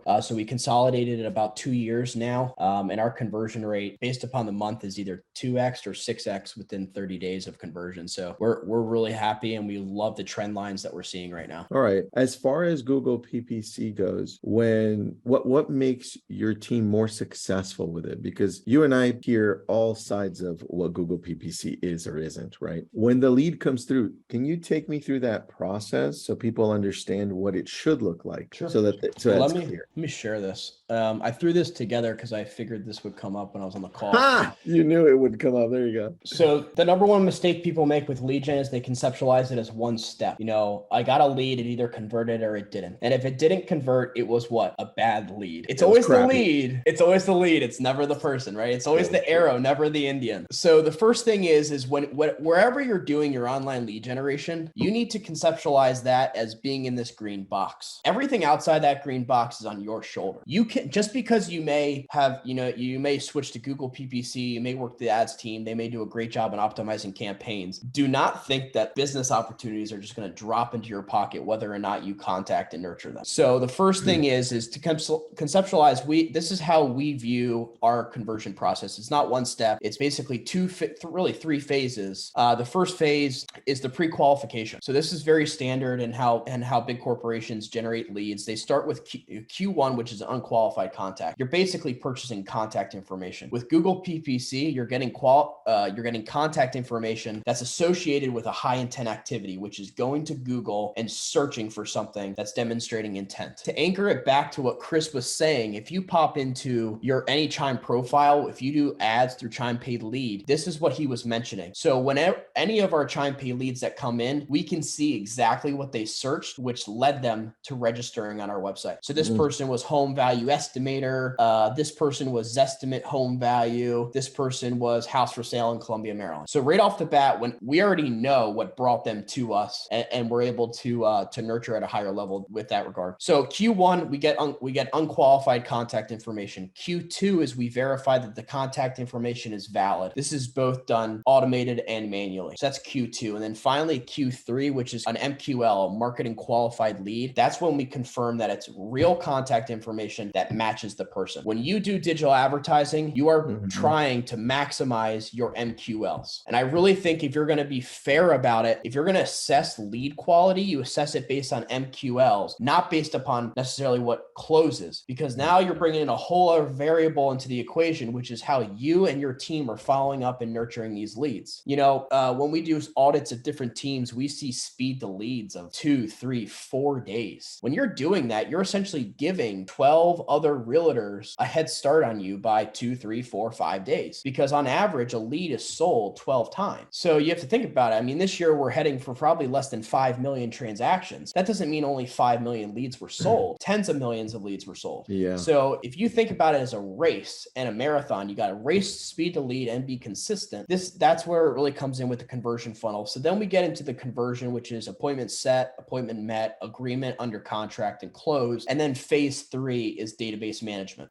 So that's how we conceptualize the overarching of how we measure it, and we measure KPIs at each step. I have a question on where on each one of those rectangles does the ISA come into place? Which one? Yeah. Where? So ISAs come into place across Q3 and C1. So they're verifying that the contact information matches the person, marking it as an MQL, and then they're nurturing, qualifying, and converting that opportunity. And not until it's converted does it go to C1, which is when the agent comes into the equation. Got it. At any point, do agents get leads directly, or do they all go through your ISA program? In certain markets, we have some leads that go directly to agents, but we're shifting towards all leads moving to the ISAs. That's a top priority. And right now, the majority go to the ISAs. How do you keep your ISAs trained so that you know they're saying or they're connecting with people the best way possible, whether it's by text or call or email? So at least you know the dialogue is there. How do you do that? The question is, how do we train them, or How do you train them, and how do you make sure that they stay on it as well? Because training is one thing, and then continual education is a different thing. So the first thing is meritocracy thrives in daylight. So we publish stack rankings twice a day, both on activities and performance. So our ISAs see how they stack up against the other ISAs twice a day. And then we're also moving to publish that in the same cadence for agent stack rankings and then team leader stack rank. So the first thing is be transparent. If you're going to measure something, be transparent with that measurement, because that's ultimately what's going to drive that performance you're looking for. The second thing is we have a VP of sales who's absolutely outstanding, and he's been delivering incredible results with our ISAs. I've never seen him more excited. You know, on day one, he tripled standards on them, and I've never seen him more excited. And the results have been really striking. So he runs point on training and managing the ISAs. And one of the ways he does that is through transparency around stack rankings. Is that what you would say has been the secret to the success you've had with the ISA program? It's one of them. Remember, I wouldn't ever say it's one single factor. I would say in the last few weeks, it's been probably the single largest determinant of recent success. But you know, you can't exclude any part of this equation, because the ads team is doing a really great job for us on increasing our Q3 rate. And then the ISAs are engaging on that and converting those. And then we have agents in the equation, and we have better accountability on the agents. So if you look at any one variable in isolation, well, then you can, you know, look, if you exclude the pre-qualification phase, then your top of the funnel is shrinking. If you exclude the agent side of the equation, then you're generating a lot of leads, a lot of opportunities, and they're not closing. So now you're just flushing money down the drain. So I really don't think you should look at it as one single variable. You should really look at it as three phases, and you have to maximize performance across all three phases. Nice. And are all ISAs compensated pretty much the same, or do you have different ones doing different things, so you pay them different? They're all compensated relatively the same. Okay. It's a production role, and so we have accelerators where our ISAs can make a really good living. We pay our ISAs well. We pay our ISAs above market as a base, but then everything has accelerators. So our ISAs can make six figures, especially with the levels of performance they're delivering now. That makes sense, dude. Of course, because this is a sales business. So of course, driven that way. Great one. Hey, Chris, if you're listening in, because I know you were just on and helping out Robert too. Chris, somebody has a question. How do we get a hold of customer service if they want to get on Google PPC? So if you could answer that, or anybody else on the Chime side, if you want to put a link to Google PPC or getting a hold of anybody on Chime, that would be great. There's some other questions there. We can answer those later. All right. Hey guys, sorry. Were you asking for me? I was asking you, buddy. Asking you. Somebody, I've had it a few times in the chat and in the Q&A. How do we get a hold of Chime to sign up for Google PPC? Where do we find more about it? So I'll get you guys that link again from our system and drop that in again to the chat. Otherwise, go to your chat within your CRM and just let support know, and they'll create a ticket for us. Perfect. He'll put up a link that works, Valbona. There you go. That link should work for you guys, and we'll go from there. Thanks, buddy. Thanks for jumping in, and thanks for wearing a cool shirt. Yeah, thank you guys.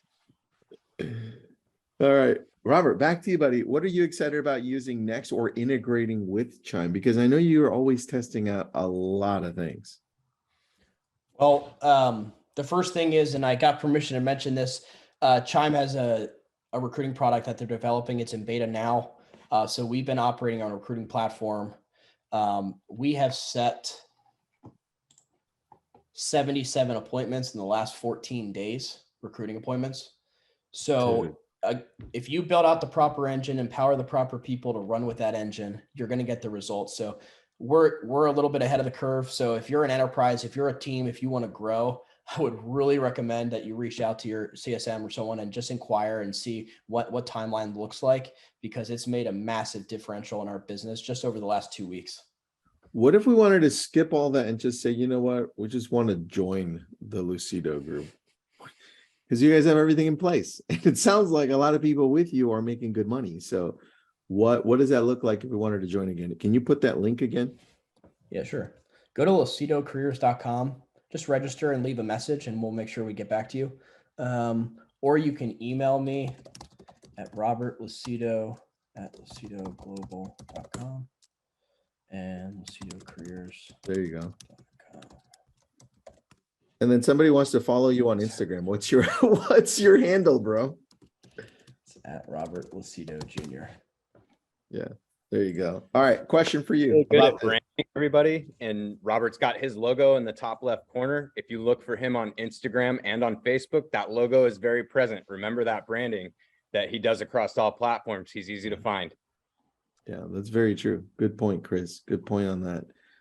Question for you about this whole recruiting thing.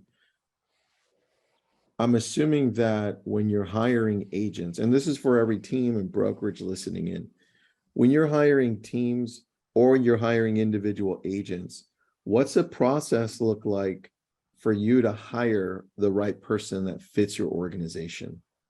Because I'm assuming you also, from talking to people, you're like, yeah, sorry, ain't gonna work, right? Yep. So, just to give you, so we have a whole system that's set up, basically multiple pre-qualification steps. And then the first step of the onboarding experience is basically they have to go through a week and prove to us that they're invested and want the opportunity to join our organization. So if you're a team, if you're growing, if you want to start a team, whatever situation you may be in, if you set your standards at the floor, you're going to get what you tolerate. So I would suggest that you don't make it as easy as you think to join your team. In fact, raise the bar, make it harder for them to join, make them prove it to, because at the end of the day, no one wants to join an organization that's average or below average, or at least how that's perceived. People want to join an environment. They want to join into an ecosystem or an inner circle where they feel it's of high value. So Yeah. Get what you tolerate, raise your standards. So that's how we are going with our onboarding. Yeah, what a great saying, dude. Get what you tolerate. I like that a lot. I like that a lot. Last question for you, and then I'm going to let you pick what we're going to give away. Question. Here it is. What are the top 3? That was a great question. It's not mine. What are the top 3 lead gen sources for you guys? Everyone always asks this question. I know. I want to know too. I want to know. Well, Google PPC is one of them. So there you go. Okay. So what I can tell you, I'll give you a direct answer, but what I can tell you, far more important is the gym. Love it. The gym. That's funny. He follows you on Instagram. There you go. He does. All right. So far more important than the lead source is how you engage and how consistently you engage with that lead. A friend of mine is an executive with a pharmaceutical company. He runs a sales force of just in his region, 500 people. So he tracks everything down to the call frequency. They have to call their prospects at least 4 times a quarter. They measure all these KPIs. So if you're obsessed with lead source, that's only one small aspect of the equation. You really need to master your conversion process. And I'll just throw out a few best practices. You need to call within the first 60 to 120 seconds. You should ideally, if you don't get them, you should call back. You should call 4 times in the first 4 days. You basically need to do these things if you want to convert it. And there's data that backs up to that. 30% of your conversions are going to come in the first 60 seconds. 50% of them are going to call within the first 2 calls. So why not kill 2 birds with 1 stone, make 2 calls in the first 60 seconds? Easy. So we also see it all the time when leads go directly to agents. If they call and don't get them, they give up.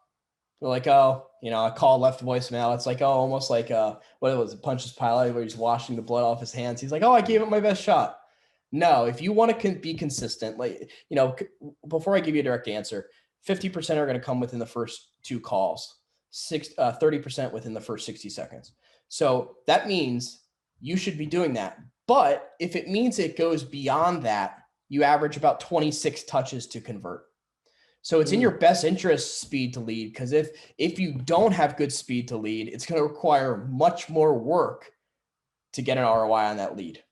All right, lead sources. First, obviously, is Google PPC. The second and most important in our vantage is organic. A lead on average is sold 10 to 14 times. It's cut in down the middle and say 12.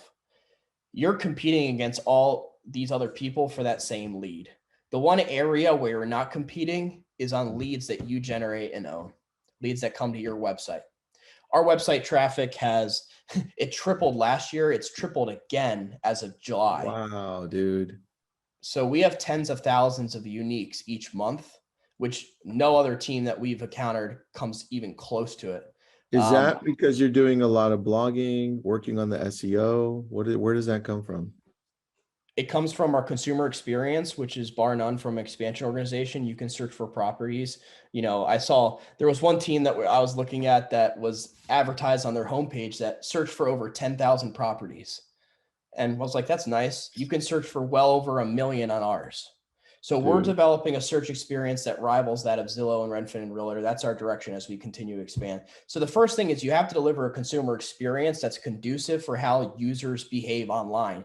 If your website can only work in one small area because you're connected to one MLS, you're going to probably get 200 to 400 people a month to your website. And you're just basically checking a box at that point.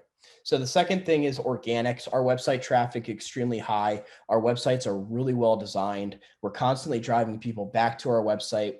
Yes, with blogs, but also with our smart plans. Our smart plans have a 32 to 35% open rate. Industry average is 19.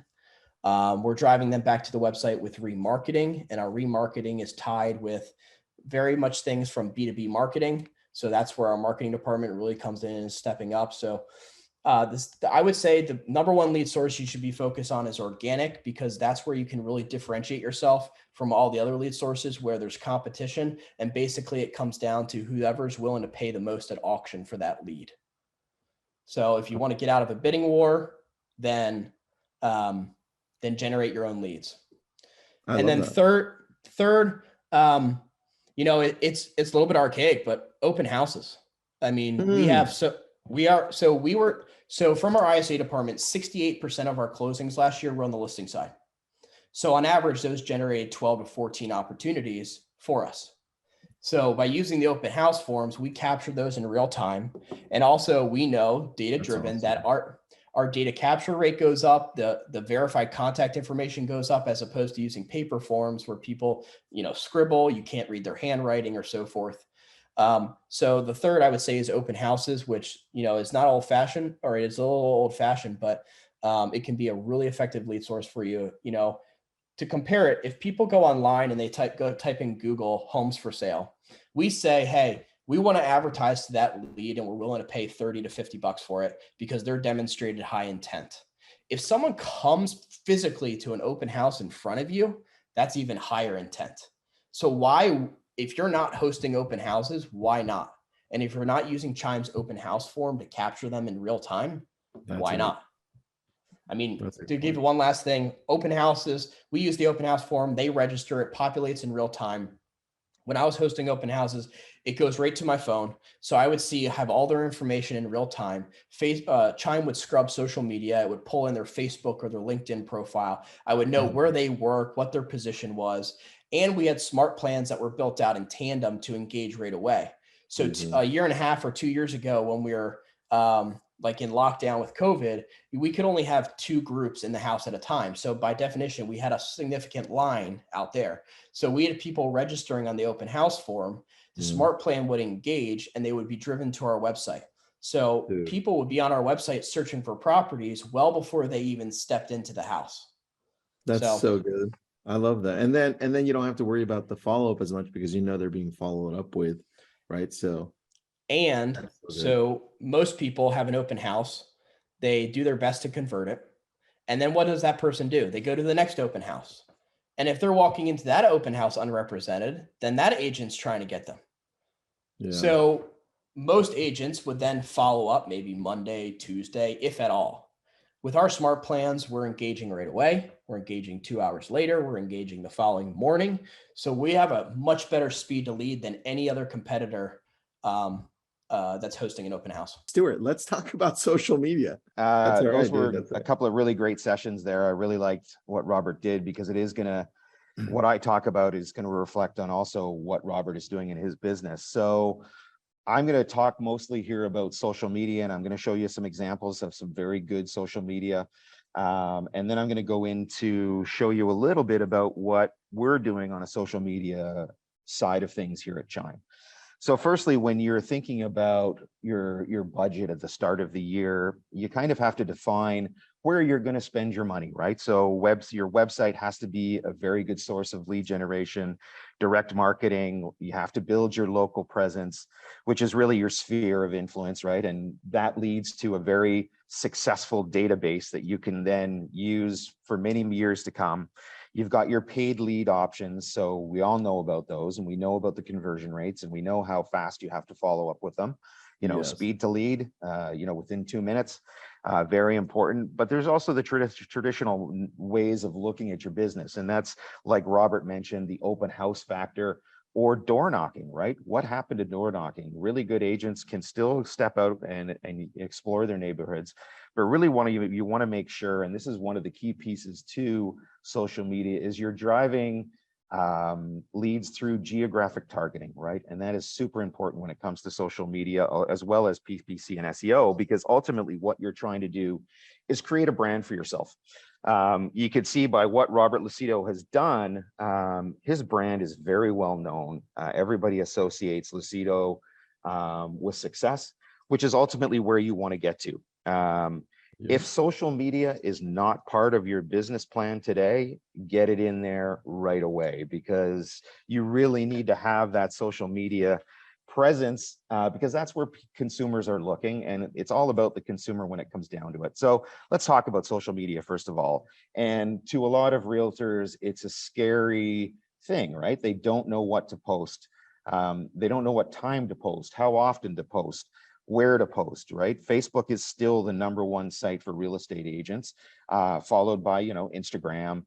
LinkedIn has some presence, but now some people are going to things like YouTube and TikTok, for instance, right? A younger generation. It's not going to be someone like me who's on TikTok, but the new millennials who are getting into real estate, I almost say have an advantage, because they are so familiar with social media and what they need to do. So let's talk a little bit about it and what's missing in today's social media sites. So when I look at real estate sites online, a lot of people are really focused on listings, right? I got a listing, or I sold a listing recently, and they're promoting their way that way. But really what social media is all about is relevant content. So yeah, for sure, listings are relevant and solds are relevant, or you got on someone under contract, absolutely relevant. But there's also other stuff that you can add.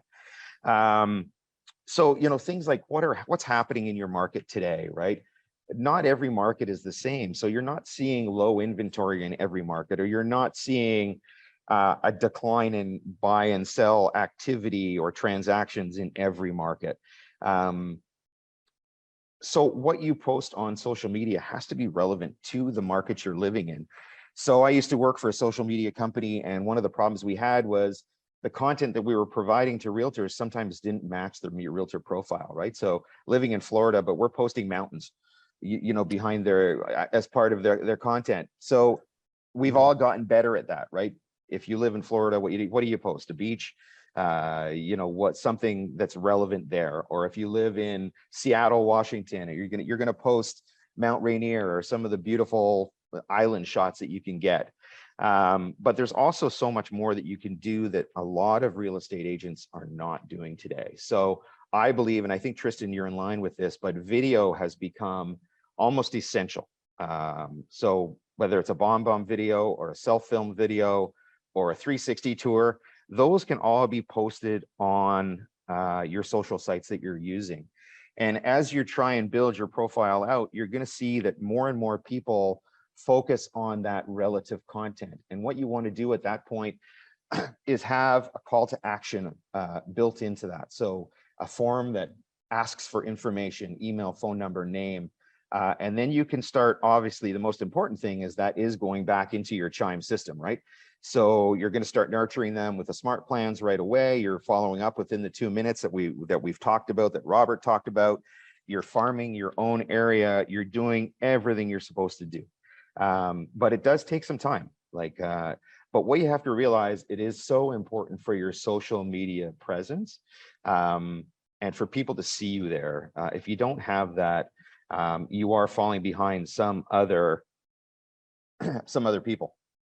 So I'm going to show you, I'm going to share my screen out and I'm going to show you a couple of really good examples of who does things exceptionally well. And I've been working with this realtor for a while. His name's Al. He's in Massachusetts, but he's got a great social presence. So I'll walk you through a little bit of this. So you can see he's got a very clean page. It's very open. So the first thing he's posting is, what's your home worth? That is essentially your call to action right there. And Al, you know, he's not a young buck by any stretch of the imagination, but he really's got a good social plan. So what you're going to see is, yeah, he does post a little bit of information. So he's using RoomView as a content provider for himself, and they have some really good content, but there's others out there. There's, yeah, you know, most people probably know them, but I'll post some later in the chat. But you'll also see he is posting relevant content about his area, or he's posting videos. You can see this is a video posting. Another posting here. Video is catching up in a second, but you can see he's not just a one-trick pony. As we go down further, there's Al actually on YouTube posting his videos, but he's also connected his YouTube page with his Facebook page. So you're actually getting the dual hit on YouTube and on Facebook. And he's also got his Instagram page linked up with this. So not only is he using Facebook, but anything he posts on Facebook is also posting to Instagram. So he's kind of far ahead of the curve when you think about how you should be looking at a Facebook page. Every one of his videos is a little bit different. You know, over here, you've got the casual look. Here, you've got the more business look. As we go through, you know, that's one of his listings. So listing reports, local important information, right? US home sales fell in June. So he is keeping up with everything that you need to do. So this is how you can be super successful. And we haven't even talked about lead generation for Al here. Every one of these posts has some form of call to action where he's getting people into his database every day. He's letting the system that he uses follow up with those people and effectively grow his business. Now, Al, when I met him originally about 5 years ago, had a 2-person team. He's now up to an 8-person team. So his business has really doubled and then tripled and by effectively using social media.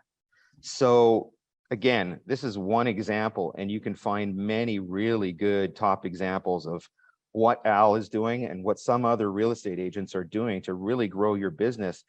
And the important thing here is it's really not expensive to work on Facebook, right?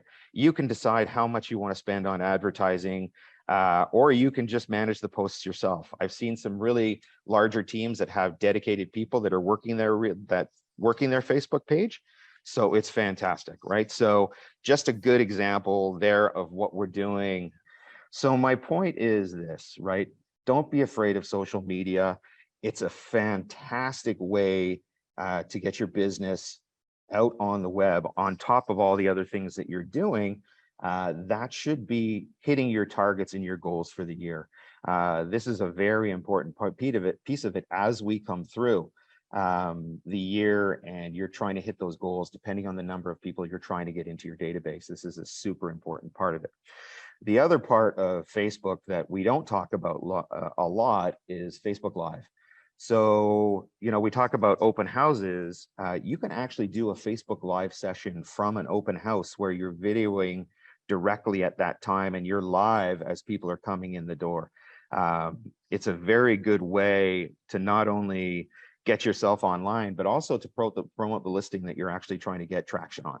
So I like to talk about this because I'm almost a fanatic about social media. If you follow me on LinkedIn or if you follow me on Facebook, my pages are very busy. I'm on there active almost all the time. You know, if I look at my LinkedIn page, I've got almost 2,000 people that follow me on a daily basis. So I use LinkedIn for business because my role at Chime is really about growing the business and connecting with people and connecting with potential customers or partners in this case. So very valuable for me as someone who's doing business in real estate. Now I'm checking you out on LinkedIn right now. Well, we've been connected for like 14 years or something like that. It's Yeah, I crazy. know, but I'm checking out what you're posting lately, dude. You have some pretty good activity, man. I try, right? I try. Good. So Good. when I am at trade shows or I'm at functions where I'm speaking, I often will speak about social media and how relevant it is to growing your business at this point. So yeah, take a look at it. Learn Facebook, learn Instagram, learn the other social media sites that you need to be engaged with and include them as part of your marketing plan. And you'll see your business grow very quick. I love that, man. All right. So how can we now incorporate Chime with social media? Good question. So let's take a look at that. So Chime, I'm not sure if people are aware, just released Social Studios. So Social Studios is a very, very cool piece. I don't want to share that. Just one sec, Tristan. Give me a second. While you're doing that, I'm going to answer a question. What's the best time to post? I think a lot of people overthink that. There are best times to post, but my main concern is post. If you're not posting daily, just post. That would be my first answer to that. If you've posted daily for a whole year, then it matters. Then you can be like, okay, what time is it? What time should I be posting? Right. And then you can take a look at your numbers, and actually your numbers will tell you based on your audience what that time is.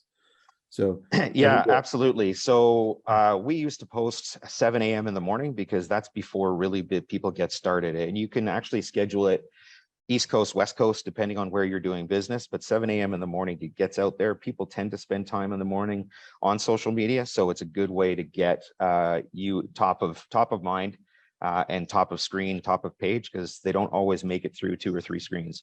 Because there is a lot of activity on Facebook, right? You've got a lot of activity, but let's talk about Chime. So Chime recently introduced something called Social Studios. And if you are familiar with Chime, you can obviously identify with the screen that's in front of us here, because that's your dashboard. And we are very much a point and click system. So if I look at my left-hand side scroll bar, I can go down here and hit Social Studios. And really what Social Studios does is link all your social media pages together with a scheduling agent, where you can actually go in and pre-schedule content that's going to go out. And depending on what you're posting, every 2 days is really good. You can throw a listing in between there. You can throw a live video in between there. But you can see here this little connect button up on the right-hand corner. If I open that up, you'll see how to connect easily with Facebook, Instagram, Twitter, LinkedIn, and obviously we are going to be adding sites consistently in through Social Studios. So I'm not going to go into too much detail here because I think Eric and Phil are going to go into much more detail later on. But you can see here, I can go in and create a post. Basically, it's a listing, a blog, post a landing page, make a custom post. So it's super exciting for me to see that Chime is going down this path because it is so relevant. Obviously, for the last half an hour, I've been talking about this and how important your social presence is when you're thinking about consumers, and especially the next generation of consumers who are going to be buying and selling homes. Dude, I love Social Studio. It makes it so much easier. I was you know, what's the most important piece, right? Is the data that you're getting back from your social presence into Chime for all that nurturing and follow-up, right? The 2 minute close, 2 minutes a lead, lead to close. It's all going back into Chime, and Chime is doing the magic in the background, the nurturing and the long-term commitment that we're making, obviously, to your customer and your database. And I said this earlier when we spoke at 9 o'clock. People should be looking now at that long-term relationship that they're having. And this allows you, as part of that, to engage with them more frequently via more apps and things that we use every day on social and as a real estate agent.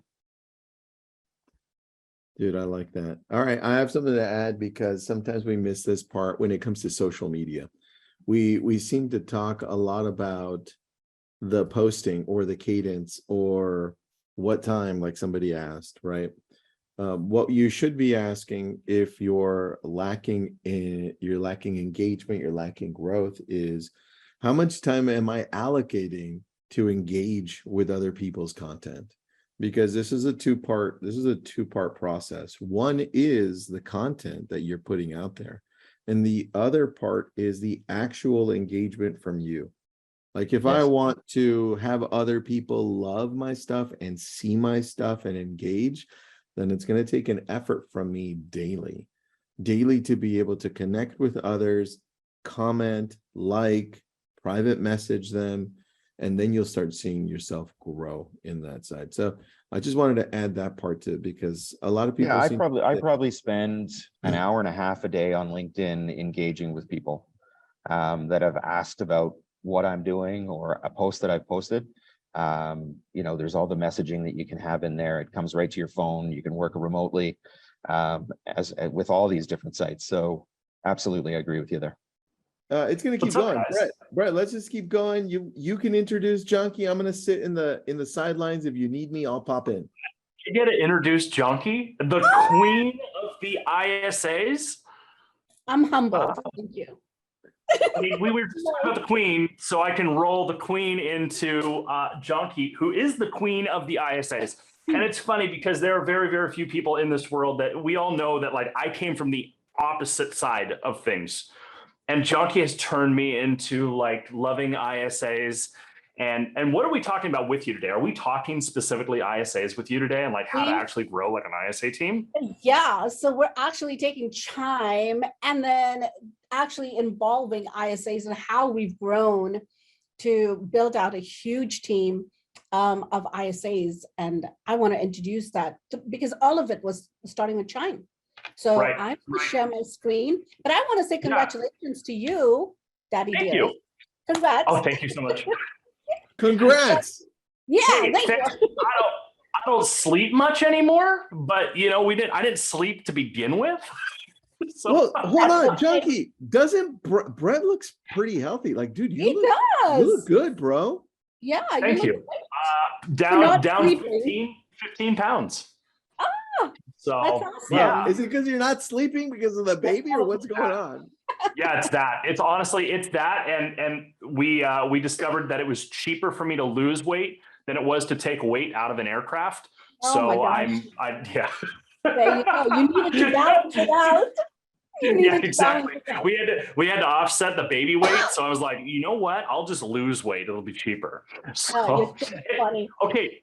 So Junkie, I'm gonna let you just run with this because I know this is your world. But for those of you that have no idea who Junkie is, she has built an incredible ISA team and an entire ISA training program using Chime. And it made a believer out of me, which for those of you guys that know me, I used to not be an ISA guy. She has turned me into an ISA guy. Please take this away and show us everything you have. Awesome. Can you see my screen, Brett? Absolutely can. It looks great. Awesome. Okay, so let's talk about ISAs. But first, let's rewind it to Chime. So I'm going to go really fast on this, but I want you guys to know where our success trended from. Obviously, Chime. With smart plans and newsletters, I always say database managers. Who is really focused on your database? Dude, we get these awesome, flashing lights and, shiny diamonds, and we jump on it. But when you jump on it, you buy it, what do you do with it? And those of you guys that are here that say the Chime doesn't work, or there's issues with your newsletters and smart plans, please focus on watching the videos of you need to focus on your database. That means you need a database manager. If you can't do it, hire someone, get someone to take care of your database. Look at the smart plans and newsletters. Our open rates for smart plans plus newsletters equals database manager, right? I couldn't do it. I do not like to get into it and sit there at the back, on my chair all day long and work on my computer. Heck no. My job as a realtor is to be out there selling, right? So who finds the gold in your database? Your database manager. Opportunities come, open rates, and AI conversations equals phone appointments plus ISAs. And then phone appointments plus ISAs equals closings. I'm going to share really quickly how we do it. So when should the ISA call? I'm going to talk about that a little bit, Brett. Okay. Let's talk about smart plans. Let's talk about Chime. I want to dig deep into smart plans and show you guys These are the smart plans, the active smart plans that's given us some good open rates. But look at the converted pipelines, 57% open rate, lender pipeline, 50%. And it just keeps going, right? 41% for buyers who've returned after 30 days, nurturing, and so on and so forth. So again, I know Robert was talking about this. You can't just focus on the leads coming in and not doing anything, right? Follow up 8 to 12 times what our ISAs do, and leveraging. Gosh, I can't emphasize on leveraging. Leverage your Chime database to someone who can help you. Okay, top 5 smart plans that have been amazing for us. It's 56% open rate, Brett. Did you say 56% open rate? Yes, 56% open rate right here. And that was in July. And this was, should I buy or should I rent? People want to know, right? Ask questions. Your call to action tagline is so important in these newsletters, right? We talk about that. 53% open rate on achieving the dream of ownership. I can actually go back in my database, my CRM, and show you these. These are really working great. People want to know about new construction in our area a lot. 47% open rate on that newsletter, right? All we're doing is sharing information about new constructions in Pleasanton, another area over here, another city. So if you make it really micro on your call to action, that will get people to open. Okay, talk about August. Open rates and newsletters. Look at the numbers. Yes, they're 30s and 40s, but we're trying, again, remember we were slowed down because of the interest rates, but yet we still got 48% on housing inventory news. Whatever your tagline is going to be very important. I mean, the call to action, right? So anyway, here we are. We're talking a little bit about, newsletters, open rates, and these are some of the newsletters that has given us great open rates. We talk about specific cities and their open rates. We also involve Altos research. That's where we get a lot of our information, and we give credit to our sources. Our top 5 newsletters, Smart Plans newsletters equals database manager, you guys. You have to hire someone to, if you're not going to do it, who's going to do it? If not you, then who, right? Jonky, I have a question for you. Yeah. So you have all these open rates on here. Does your database manager curate the open rate percentage for you? Yes, actually she does it. Plus she actually, it's Chime that does it.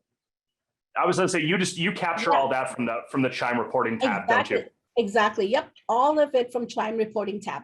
What she does is verifies it just to make sure that the numbers are not getting skewed.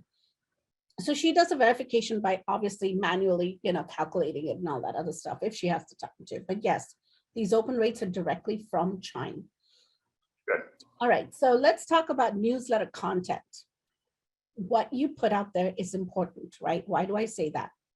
This one right here, great news about housing inventory. People want to read these. Excuse me, because I'm still having that cough. Your team puts all these together, right? Yes, our social media manager puts all these together. Our content creator puts this together. I'm going to introduce you a little bit later in the session about a little bit more about these different spot plans and how we get that. But look at this right here, Brett. We are actually giving our sources the credit. Altos research. We don't reinvent. We just plug and play because that's the way to do it, right? So here we are, right here. Look at the headlines is what gets people to open our newsletter. Okay, these are all different types of newsletters, but people like to see colorful things. Don't you like to see color? Look, you have purple on your background. Come on. I was going to say, I mean, like king of color over here. People love to see color. So when you have color, people are going to open it. So here we are with the smart plans, price reduced, make it an announcement and people will open those newsletters, okay? Now you got to remember the market has shifted. The market has been slow, but yet we're getting pretty good open rates. Absolutely. What happens after we get these open rates? So let me talk about a little bit about AI conversations, right? Once we have these open rates, our database manager, not me, goes in, plugs those into AI conversations, starts talking to those people because they've come back into opportunities. So our database managers goes ahead and talks to people in the AI conversations. ask them particular questions such as, when are you looking to buy? What are your top 3 must-haves, so on and so forth. And they return with the answer right there, right? They're talking, they're engaging. Guess what happens next? You got to keep going. Like Robert said, you've got to engage in the first, 30 to 60 to 120 seconds. Our ISAs are dialing. After the AI conversations is happening, our ISAs are picking up the phone and dialing. What are they saying to them? That I will talk to you about that later. Email success replies. How many times have you sent out an email through your smart plans and not had any success? Right? There are people that don't get successes. Right. And I'm not talking to Brett Baker, but I'm talking to the other people out here, because obviously Brett gets tons of open, leads and all that good stuff. But here it is. Email open rates, right? What are their replies? What are we saying to them? How are we saying to them? And that's how we go ahead and have our ISAs call them. Here are different email successes that we have right here. All from asking key questions, you guys. If you don't ask a question in the smart plan or in the email, they're not going to respond, right? First job of an ISA is what? Ask questions, Brett. If you're not going to be in the driver's seat, they're going to go ahead and take the lead on asking questions. Okay, so I'm going to keep going. And I know my voice is a little bit scrapey because of my cough. I still have the lingering cough. Pardon me, excuse me. Okay, so when ISA makes the calls, what should they focus on when they set the phone appointment? Well, questions. I always focus on questions. If you're not going to be in control of asking questions, that lead is not going to set that phone appointment with you, Brett. What to ask, when to ask, and how many times to ask, right? What are the essential questions we ask, Brett? What are your top 3 must-haves when you look to buy a home? When it's a seller, you don't ask them, hey, do you want to sell your home right now? Or hey, if we get you fair market value, do you want to list with us? They don't know you. Why would they list with you? So you got to ask them, mentally take them from this home to the new home. It's a psychological game, right, Brett? So that's exactly what our ISAs ask. What are your top 3 must-haves? I always say build a relationship. Use keywords from your script, just out of curiosity. So just so I understand, and then repeat it back to them. This is what our ISAs are trained on. Again, how do we get there? It's all by success of Chime. The AI conversations, the smart plans, the newsletters, all of those is what gets us over here. Okay, now let's talk about how to qualify the phone appointment. So we're done showing Chime of the open rates and what we need to do with Chime itself. Now let's talk about when the lead does come in, when the lead does come to opportunities, or when you see you have a listing there and you see how many leads match the data, right, of the listing that you have, Brett. What happens next? What does the ISA do, right? And how do you qualify those phone appointments? Asking questions, you guys. Are they ready, able, and willing, right? Is the buyer ready, willing, and able to buy? We call that raw script. So we have all different types of scripts, whether it's raw script, whether it's market shifting script, whatever script we have it here. Okay, so how to set the phone appointments. These are the scripts we use. This is the process that we use. Setting initial phone appointments all the way to circle prospecting, expired, so on and so forth. So when the lead comes back into opportunities, when the lead comes back into browsing, they're just browsing. What do our ISAs have to say? How they say it, when they say it. And again, this is so important. Speed to lead matters. Whether it's just coming back to your site or whether it's a new lead. Don't you agree, Brett? I agree. So that's exactly when they set the phone appointments. This is the initial phone appointment script that we have. I always say that our real estate industry is evolving and changing. So I'm a big believer on note-taking, Brett. So I didn't get to being successful on Chime and growing and learning constantly if I did not do it or listen to others do it. I'm always learning and always keep an open mindset of learning about what is going on in the industry, what you should do, when you should do it, and how you should do it. How should you implement it? Building rapport is important. Obviously, we all know that. But the key to relationship is, I always say this, Brett, do you want your past clients to come back? Do you want to build those referrals, right? And what do the ISA team do? They go ahead and call. It takes 8 to 12 times to follow up with one lead in order to build that connection. Okay. All right. So year-to-date phone appointments that we set, and this is all in Chime CRM, you guys. It's all from opportunities. This is all from, people coming back to our site. 381 appointments was set by our ISAs year-to-date, Brett. And seriously. Yes, so 381 phone appointments year-to-date. Now remember, I have about, when first of the year, we're slowly building out our sources. So it wasn't that, I have the sources and ready to go.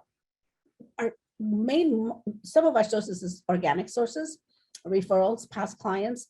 So it took time to build this up. It wasn't overnight, but this is what our ISA set. Now, remember, we go back to smart plans, opportunities, and who's handling our database? Who's handling our Chime database? Our database I'm manager. assuming you're a database manager. Not me at all. So, I only get reports and I look at the leads. I talk to the leads. Don't get me wrong. When the appointments are set, I'm the one that converts them. And that's how we get to this. Sold listings, this is all from Chime success, you guys. And that's why I'm a strong believer. I've had so many CRM spread. I kid you not. So many. Should we compare notes one day? Oh my God. I have never been so happy on a CRM. Yesterday, one of my assistants said to me, my admin said to me, all these leads need to go back into Chime. Chime is so automated when it comes to smart plans. And I don't work for Chime, you guys.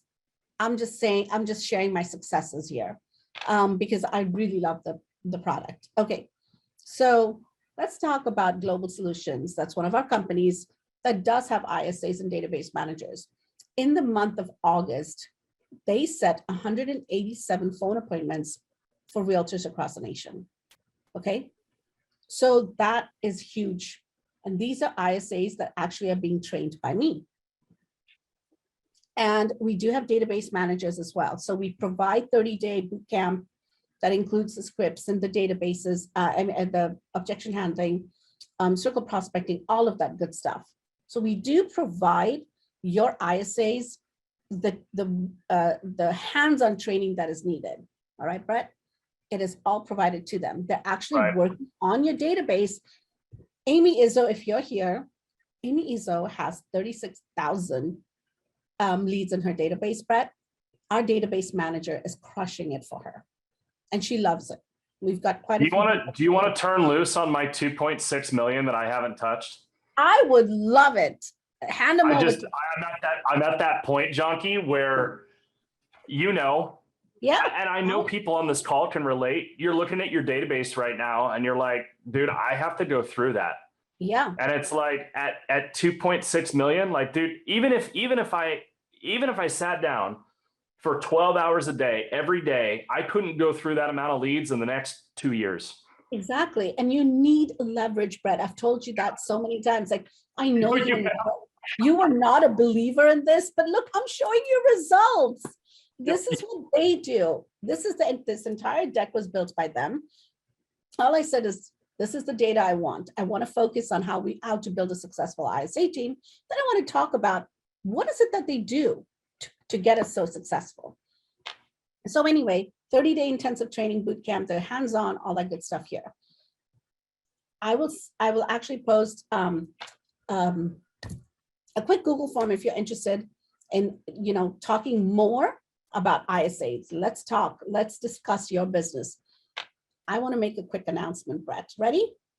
Ooh, hit me. Are you sure? Are you sure? Yeah, hit me. Go for it. Ta-da! This is a new shut company. up. This is a new company. Where is he? Where is he? Get over here. Anyway, so this is a new company we're starting. We're going to have intensive training, 15-day training for digital editors, social media managers, director of ops, executive assistants, graphic designers. You guys, this is the way to go. If you don't know how to do it, leverage it out. I say it so many times to you guys, leverage it out. Here's another company that we're actually forming. It's a virtual assistant company, and we have people lining up like crazy, Brett. Right. So they will have a 1-month exclusive pass to our training team, and they will be working hands-on on your, whatever that you guys need, like whether it's a video editor, whether it's a, social media, whatever it is, right? And let's get back into our ISAs. These are the results that our ISAs are actually having.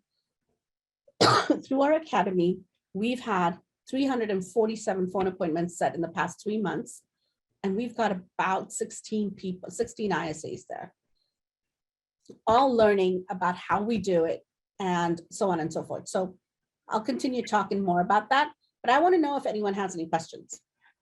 Oh, there's a lot of them. Do you want me to start spitting them out for you? That's all right. It's all cool. Okay, you ready? You sitting down for this one? Yeah, you got some water in you? Here we go.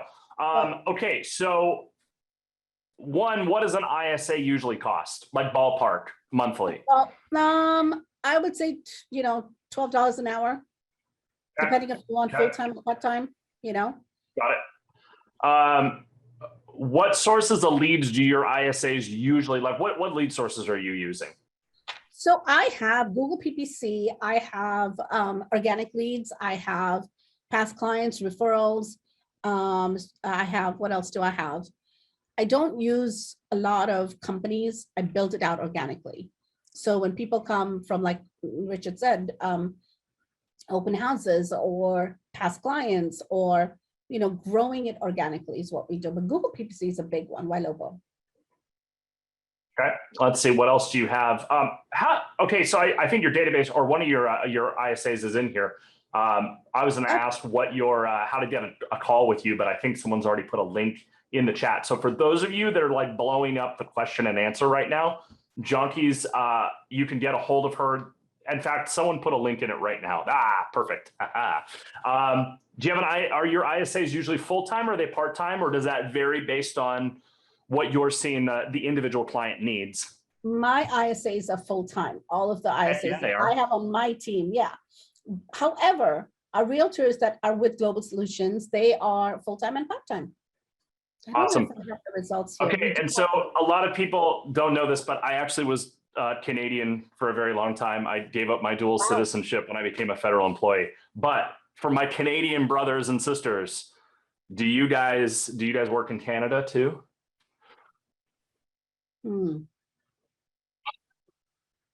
Yeah, I don't know if you're about to make fun of me, or if you're genuinely thinking about it. I have no idea if I'm seeing anything here. I can't see any of your questions or chats or anything. Oh, I was going to say, do you guys do any work in Canada as well? Oh my God, yes. Hands down. I'm like, wait, what is he talking about? I don't get it. The question, Jonki. Oh, I can't. I don't see them. Anyway. Awesome. Okay, cool. So Leon, yes, everything. There's stuff for Canada. We got you covered. Yeah, do you have a copy of your slide deck? I've had a lot of requests for slide deck. Yeah, can people get that? Absolutely. What's the best way to get that from you? Slide deck. I'm sure Lorraine will post it. My director of ops, she's the one posting everything. So yeah, email. Send me a quick email. Okay. We'll definitely send it over to you. Yeah. Okay, so Susan asked, doesn't an ISA have to be licensed in the state as an agent? Now, I will tell you right now, Susan, no. But go, Jonki, because you know this better than me. Listen, all the realtors that have been signed up, they don't need licensed ISAs, by the way. But again, state to state, it varies. Yeah. Not in California. Right. Okay, so the next one is kind of a big one. Are you sending your newsletters through smart plans, or are you just sending it as like a mass email? How are you going for that? Oh, that's a good question. If my database manager is here, she can answer that. Meg, can you answer that question? Or Lorraine, how are we sending these out? See, I don't even know that, Brett. I don't even know that. So is it? You know why you don't know that? Because Yeah. you've got somebody for it. There you go. There she is. Okay, so how are we sending this, Meg? Are we sending it through email or the smart plans, the newsletters? And she'll reply back. What else do we have, Brett? People are just, I think, where are your employees based? Good question. So our employees are based in Philippines. However, we do have a coach that is in our company as well that helps them with their accents. So she's a teacher and she's very much training them on their accents as well. So you actually just fooled me. So I know people are going to say, well, we can tell that they're from the Philippines. I'm going to tell you that you can't tell that they're from the Philippines. And I'll tell you how I know this, because I am actually registered on Jonki's site. Now, she doesn't know that I am because I'm not registered under my name. But what I will tell you is, I've been totally secret shopping you. Should now be the time that I tell you that? I've been secret shopping you. Wow. One of your ISAs called me.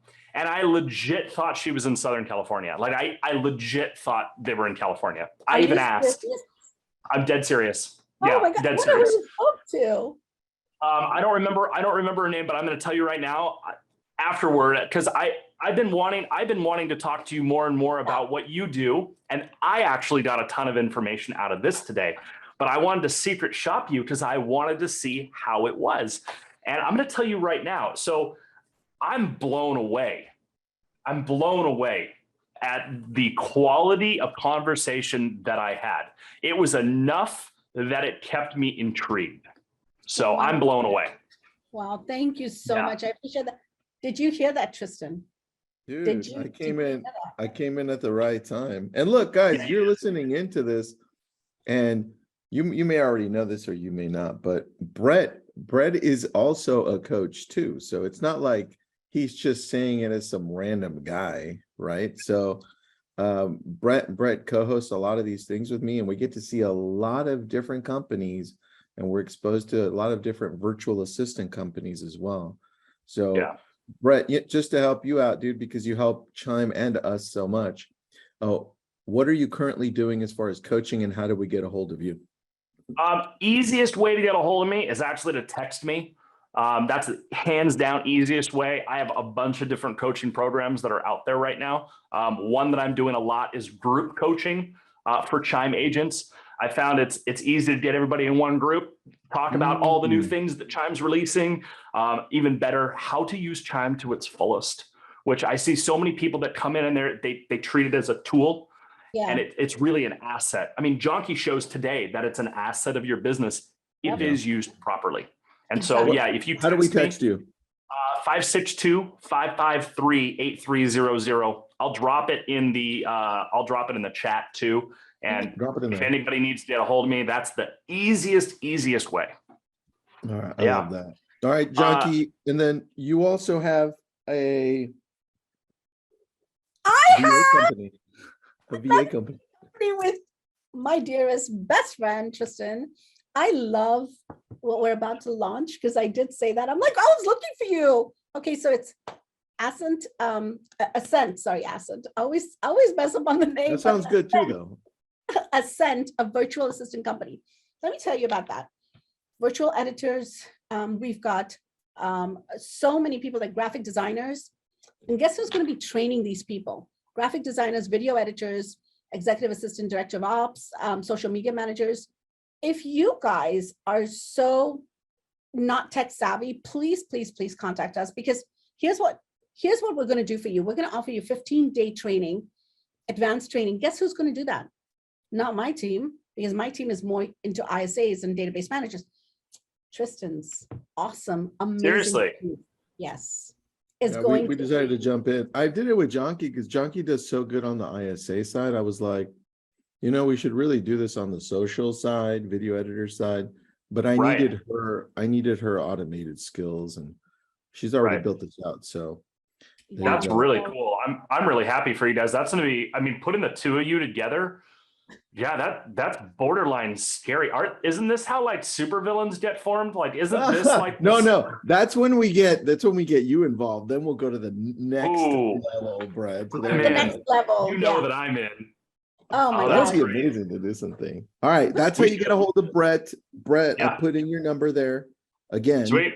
Paola, I had two people reach out to me and say Chime was down. They're getting like a 502 error code, but a lot of Yeah. people are saying that it's working for them. So I'm thinking that it might be isolated here or there. AWS has been having issues all day today. They got a DDoS attack earlier today. So it may be Amazon Web Services that's having issues, and it's intermittent through everybody from what I'm understanding. Got it. Thanks, Brett. Thank you, Appreciate that. I'm Brett. useful. You guys.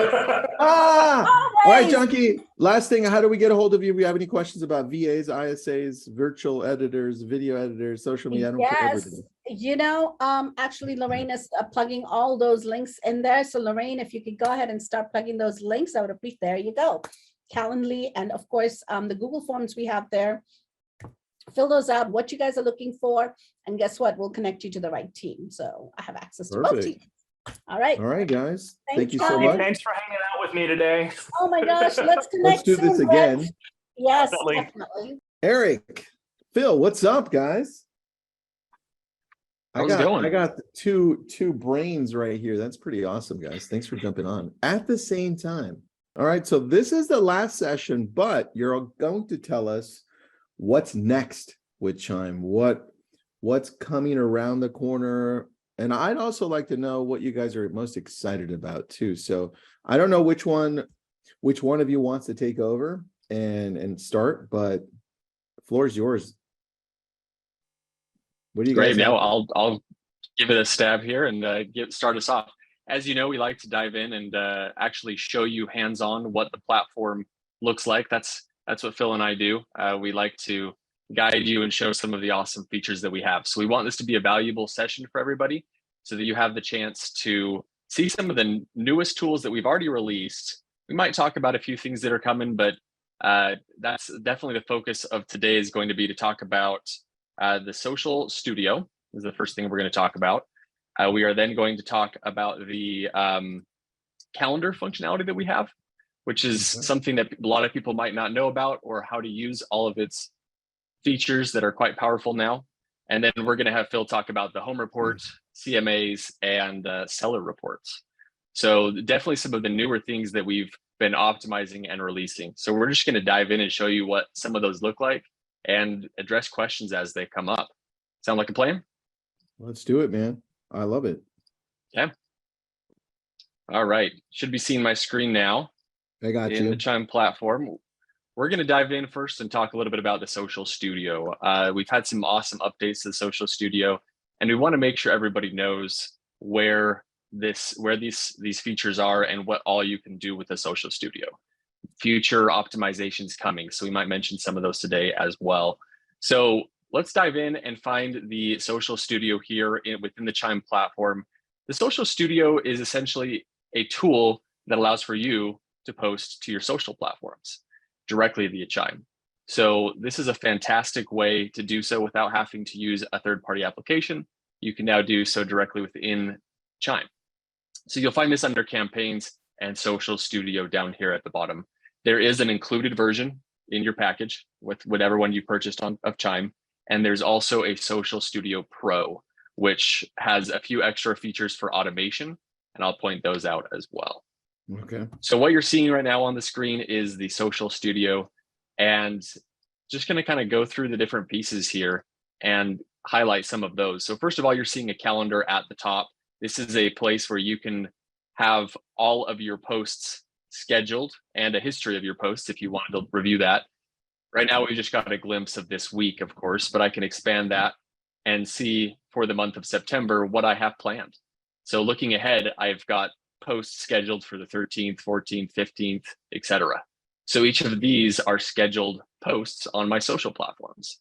So it's just an easy way to build out a social presence, which is very important in today's real estate market, right?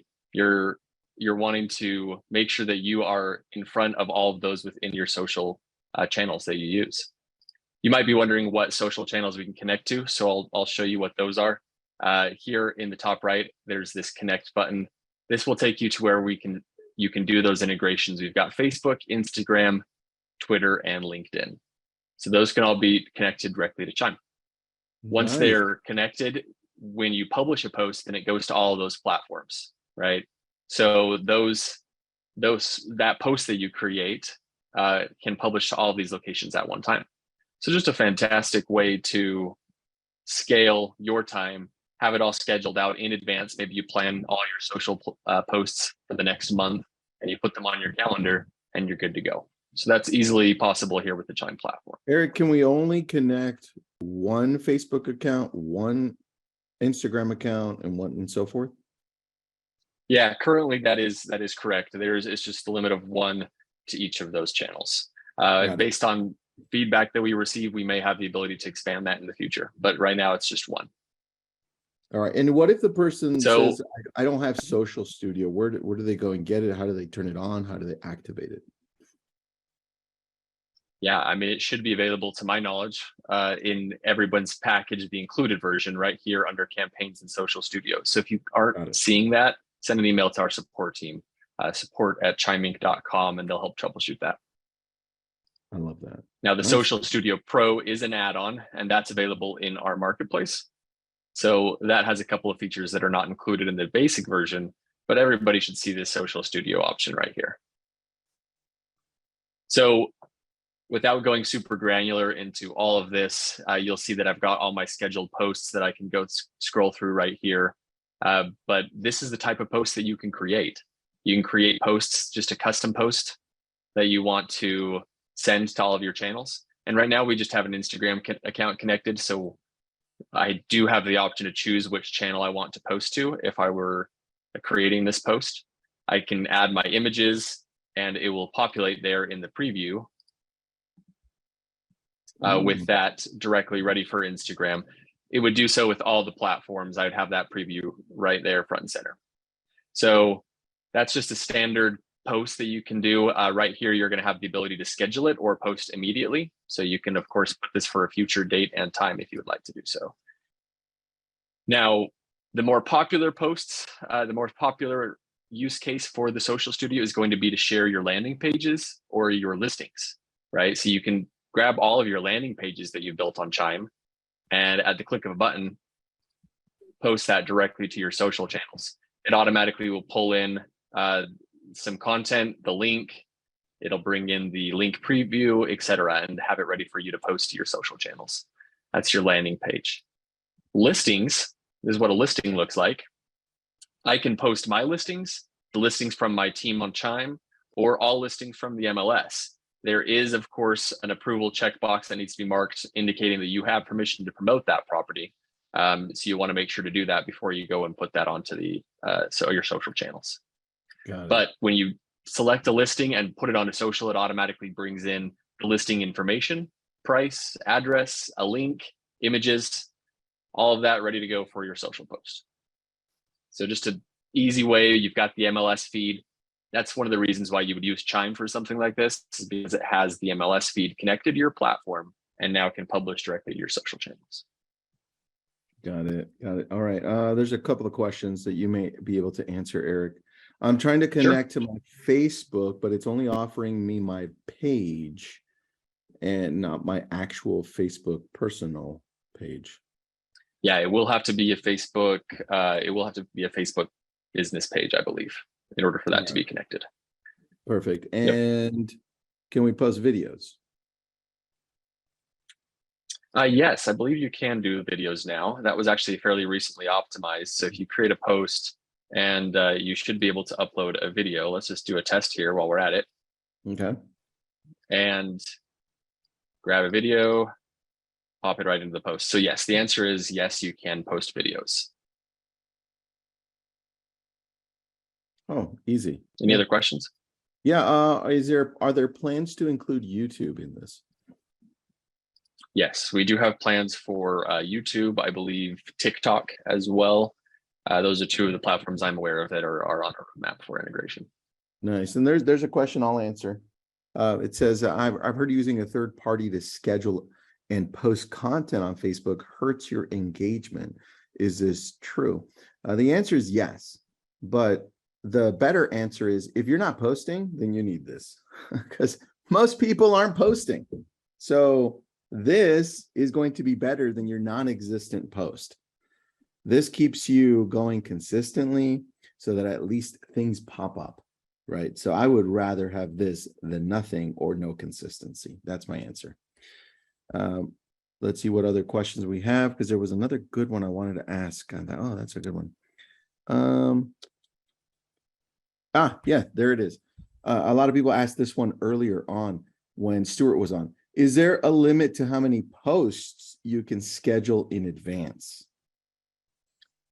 Not to my knowledge, not one that I have been made aware of. So if you come across one, let me know or reach out to our support team and we can check with our tech team, but not one that we have needed to highlight at this point. So you should be able to schedule in advance for as far as you need to. Got it. I like that, dude. Good. I'll keep on interrupting you if I see another good question. Please. Yeah, no, it's all good. And I want to make sure we have time for the other items. So I'm going to spend some time just pointing a couple of highlights out. The Social Studio Pro and why you might consider upgrading to the Pro version is you might want the auto posting functionality. So yes, without the Pro version, you can schedule your posts on the calendar, but the auto post functionality ties into your listing feed. It recognizes your listings. And when they hit certain statuses at the MLS, it will automatically post to your channels for you.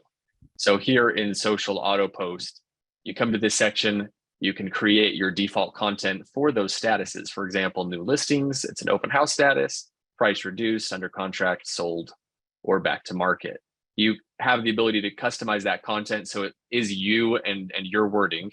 You have the ability to embed variables or merge fields with that information if you would like from the listing. Mm-hmm.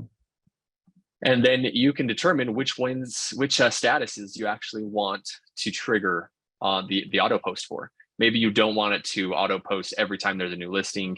Maybe you only want it when you've sold a listing. Well, you can make sure that's the only one that is toggled on. So you have some flexibility here with how you can use the auto posting. This functionality is only available on the Social Studio Pro. Another thing available with the Pro version is the ability to actually connect your social feed on your website. So if you want, there's a block that can be added to your website using the Chime CMS, and that will automatically bring in your social posts from your connected channels and display them on your website in that block. That is also one of the features available in the Social Studio Pro. So what's the cost for Pro? What are we looking at? Yeah, it's going to be $19.99 a month per user that signs up for it. So it's purchased right here in the Chime Marketplace. Social Studio Pro is where you can find that. So take a look at that. A couple of other just tricks that you might find throughout the platform. There's a lot of locations where you can post to social media, but one of my favorites is in the Design Center. You do have the ability in the Design Center, built into Chime, ready for you to use, to create a custom design. I threw this together in 2 seconds. You can tell I'm not a designer, but I dragged on some logos, an image, an icon. All of that's available here in our Design Center. And at the click of a button, I can do right here and hit social post. That will automatically feed any of my pages that I built in the Design Center into a social post. So you can also create your own designs if you would like, for a holiday, for an open house event, whatever it might be that you're promoting on your social channels.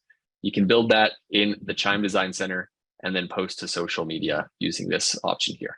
So definitely one of the favorites and tricks that a lot of people don't know about, and I wanted to highlight for the group.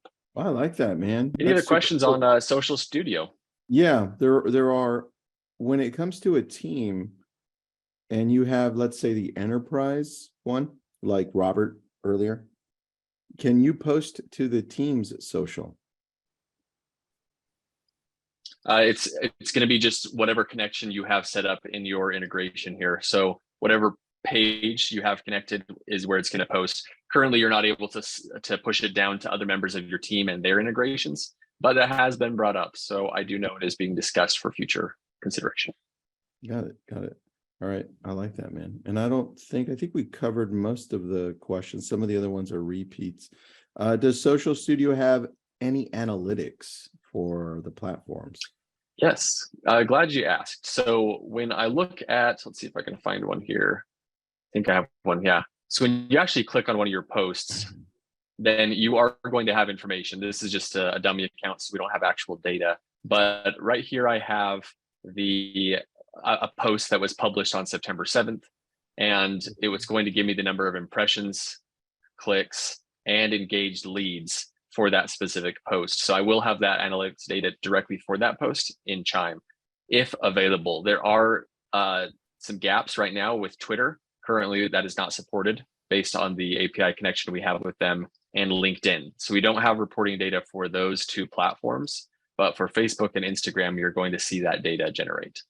Also, it's important to know that the engaged leads here is clickable. So any leads that have registered, you can find them and trace back to the post they registered on. So very valuable information on this detail page for your post.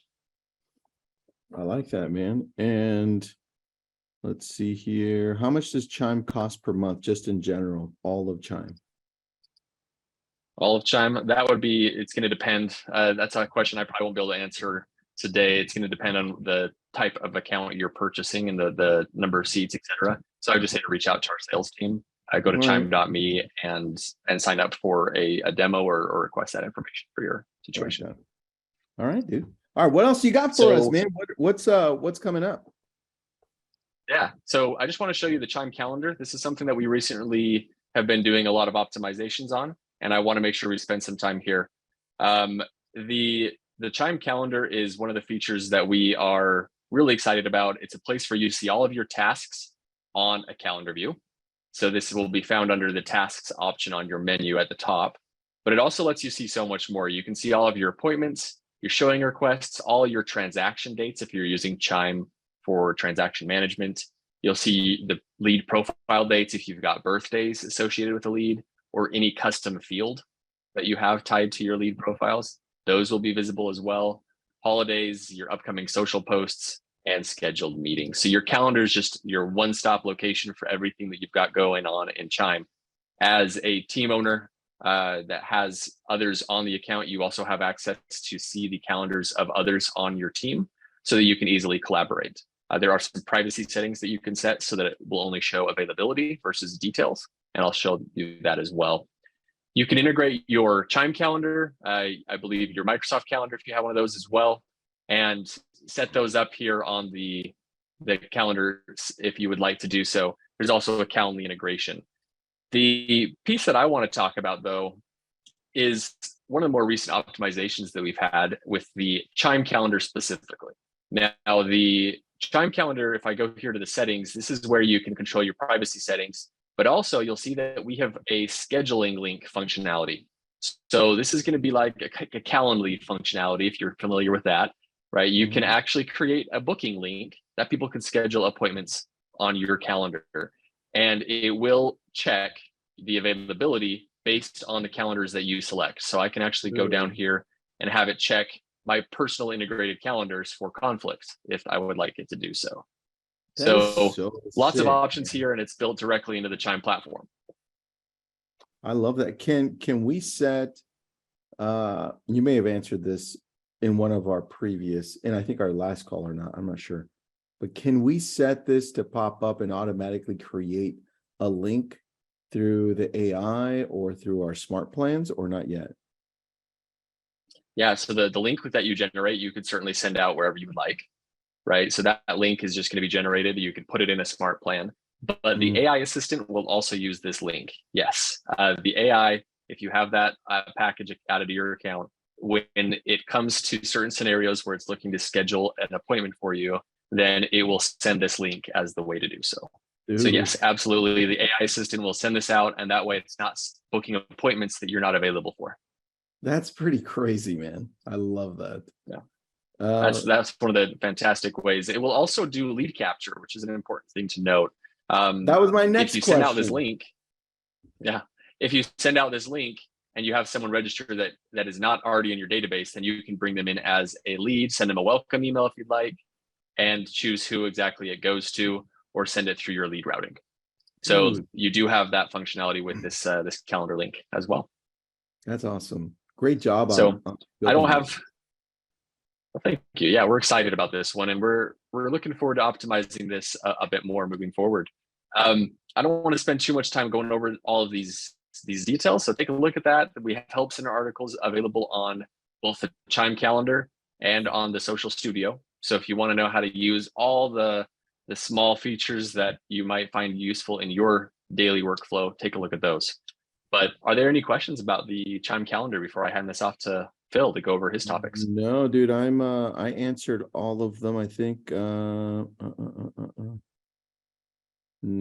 Cool. got that one, got that Then one. I think we're ready for Phil to talk about his items. We're ready for your second half. Here we go, Phil. What's up? Yeah. Hey, thanks for having me on. And I'm going to be covering some tools that have been are pretty new. Some of them are newish still, like the Chime CMA tool. Let me share my screen up here. The Chime All CMA right. tool has been, we've been using it as a team, and especially in the changing market right now, we're using that a lot more, and we've gotten great responses. I really love to hear that. It's been a really fun tool to use, and it's been a really fun tool that we've been getting a lot of calls on. A lot of people really enjoy the product, and it's been a really big game changer for us. All three of these tools I'm about to we'll do a quick overview of have been really great for I think for Chime as a product, and also for all of our users. You guys can see my screen, right? Sorry, my computer's been haywire today. Yeah, I see. It looks like Pacific Coast Highway going through the one. Oh no, let's work this through. Sorry about the delay here. That's all right, dude. I always love driving down Pacific Coast Highway, so I know exactly where that is. All right. Yeah, I think I got the right one. Now you guys see my dashboard here, our good old Michael Green account. Perfect. So like anything in Chime, we all log in, we see all the things we have to do today. We go to the amazing campaign button here, our paper airplane, as we like to say in support, which it is. You go to your left side panel here, the CMA tool. So the CMA tool, our comparative marketing analysis, all you guys are all aware of it. This is the bread and butter of your business to help get all your clients the best analysis they need, whether they're selling or buying, with our new buyer CMA part as well. I just want to do a quick overview here. This is what we infamously call the Michael Green account. It's our demo account, so excuse all the extra information you may see here.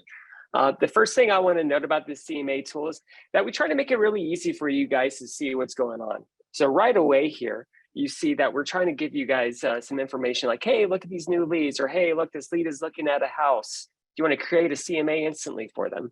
So we try to make it as simple as possible there, and that one, of course, did not do it. Like we said earlier, we are having a little bit of issues today. I think Brett nailed it though. I think it had to do with some Amazon Web Services there. So let's just create one from scratch. We're going to add new. Of course, it gives us the option here for seller, buyer, and present yourself. You can just make a whole one that you can base off organically. That's one of our newer ones, of course. But most people are going to be doing the seller one, of course. So let's do create presentation. It seems like it doesn't want to work. It may still be down. Oh no. If it's still down, then we'll just transition over to what's next, because this isn't something that's on Chime's end anyway. So it's just the Amazon. For sure. So we do have some really good articles about this. Of course, you can see my shining face on them, unfortunately.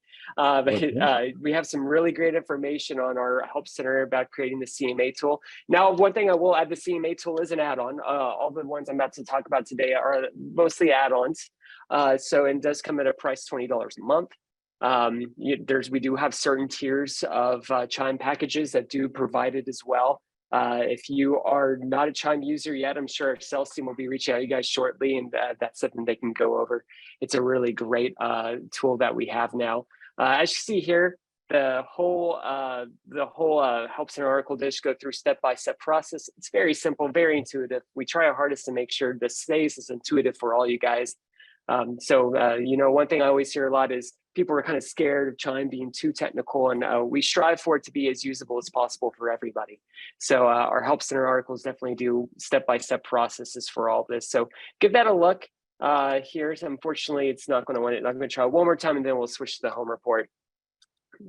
Yeah, so let's switch to the home report. Let's do it.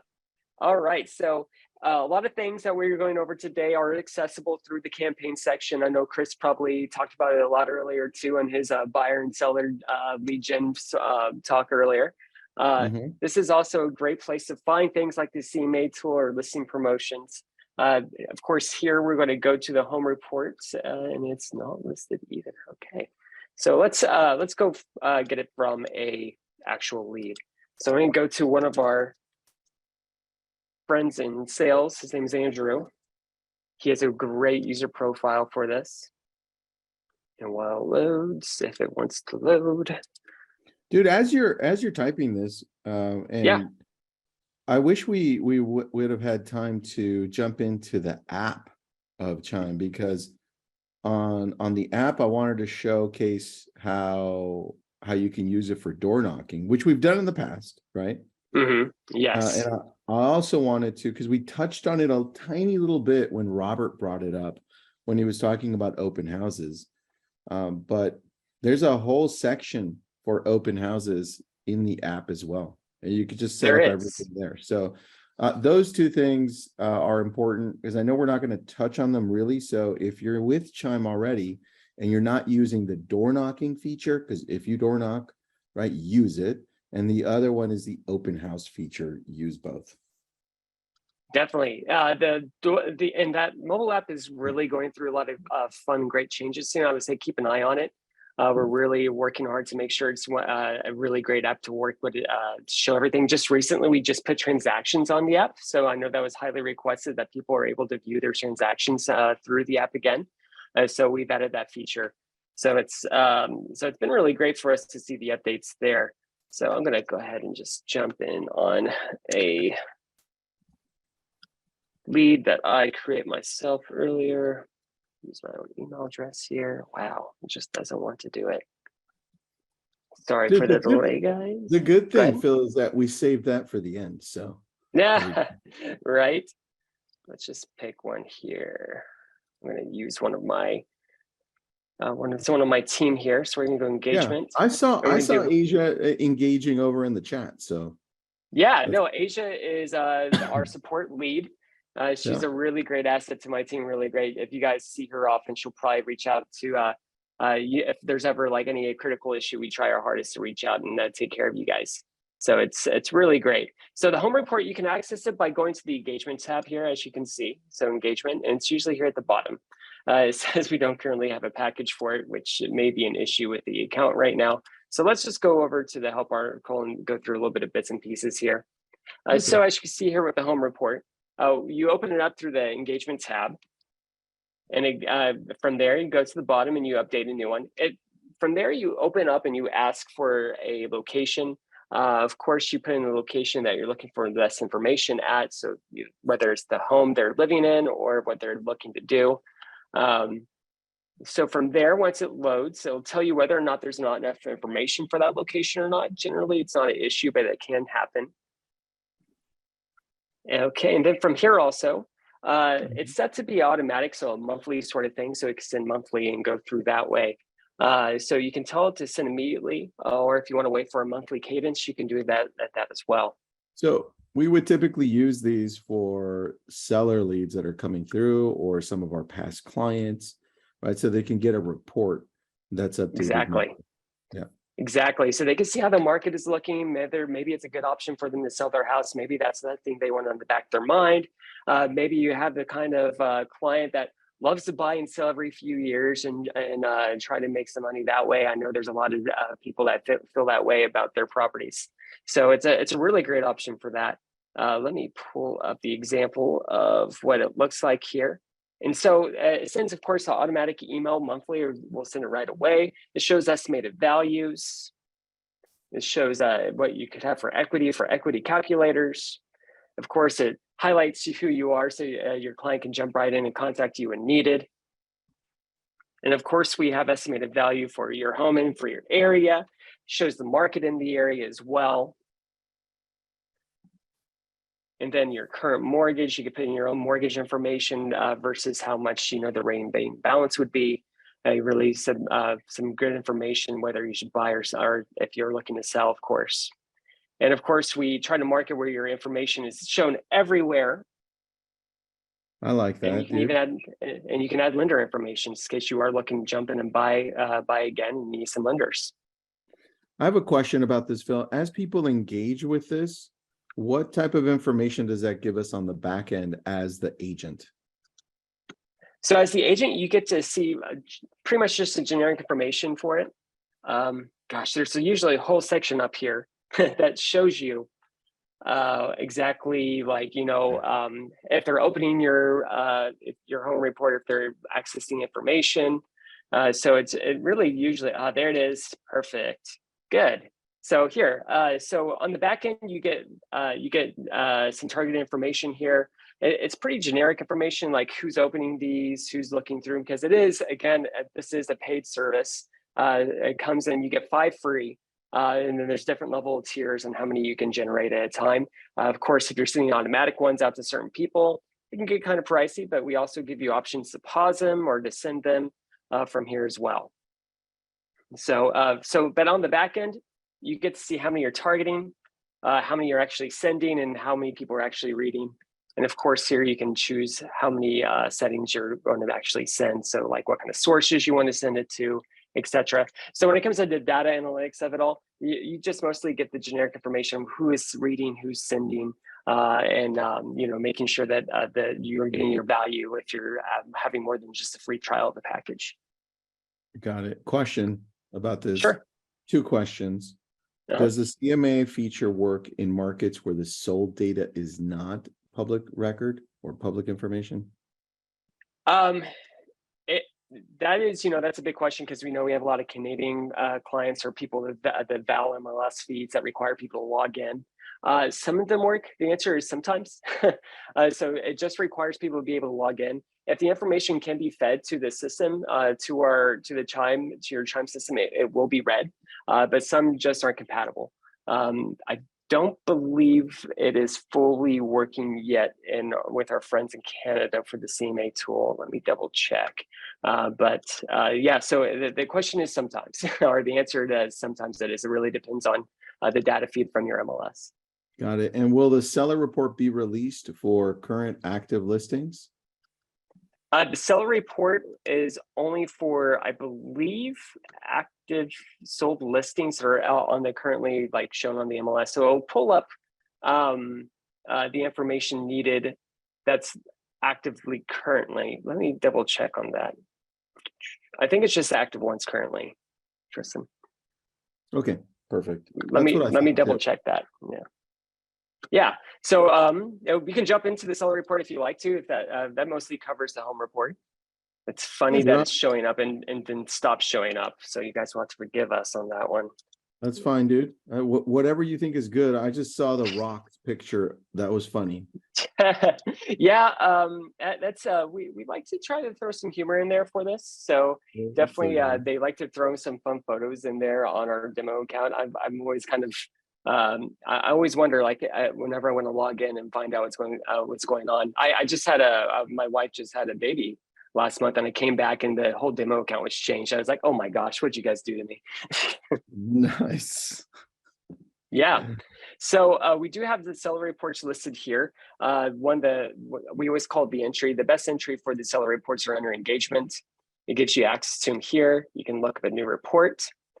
The seller report, of course, we have some great articles about it. The report, it's tended to give seller leads more information on what activities going on in your market area. So it's just one of our new generic reports that we have. This is our newest feature of the 3 I'm showing you guys today, where you get to choose certain areas, like you can choose your seller listings. You can choose whichever location you want to. It'll tell you if there's not enough information for the locations in which this lead may be looking for. So these are active leads that they're looking for.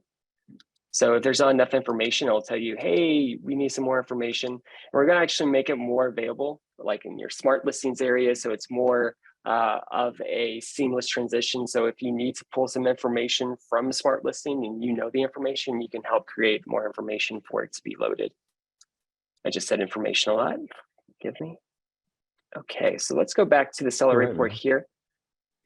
Email subject line, you can of course change any information you want to make it more often for whatever kind of for curate to your clients.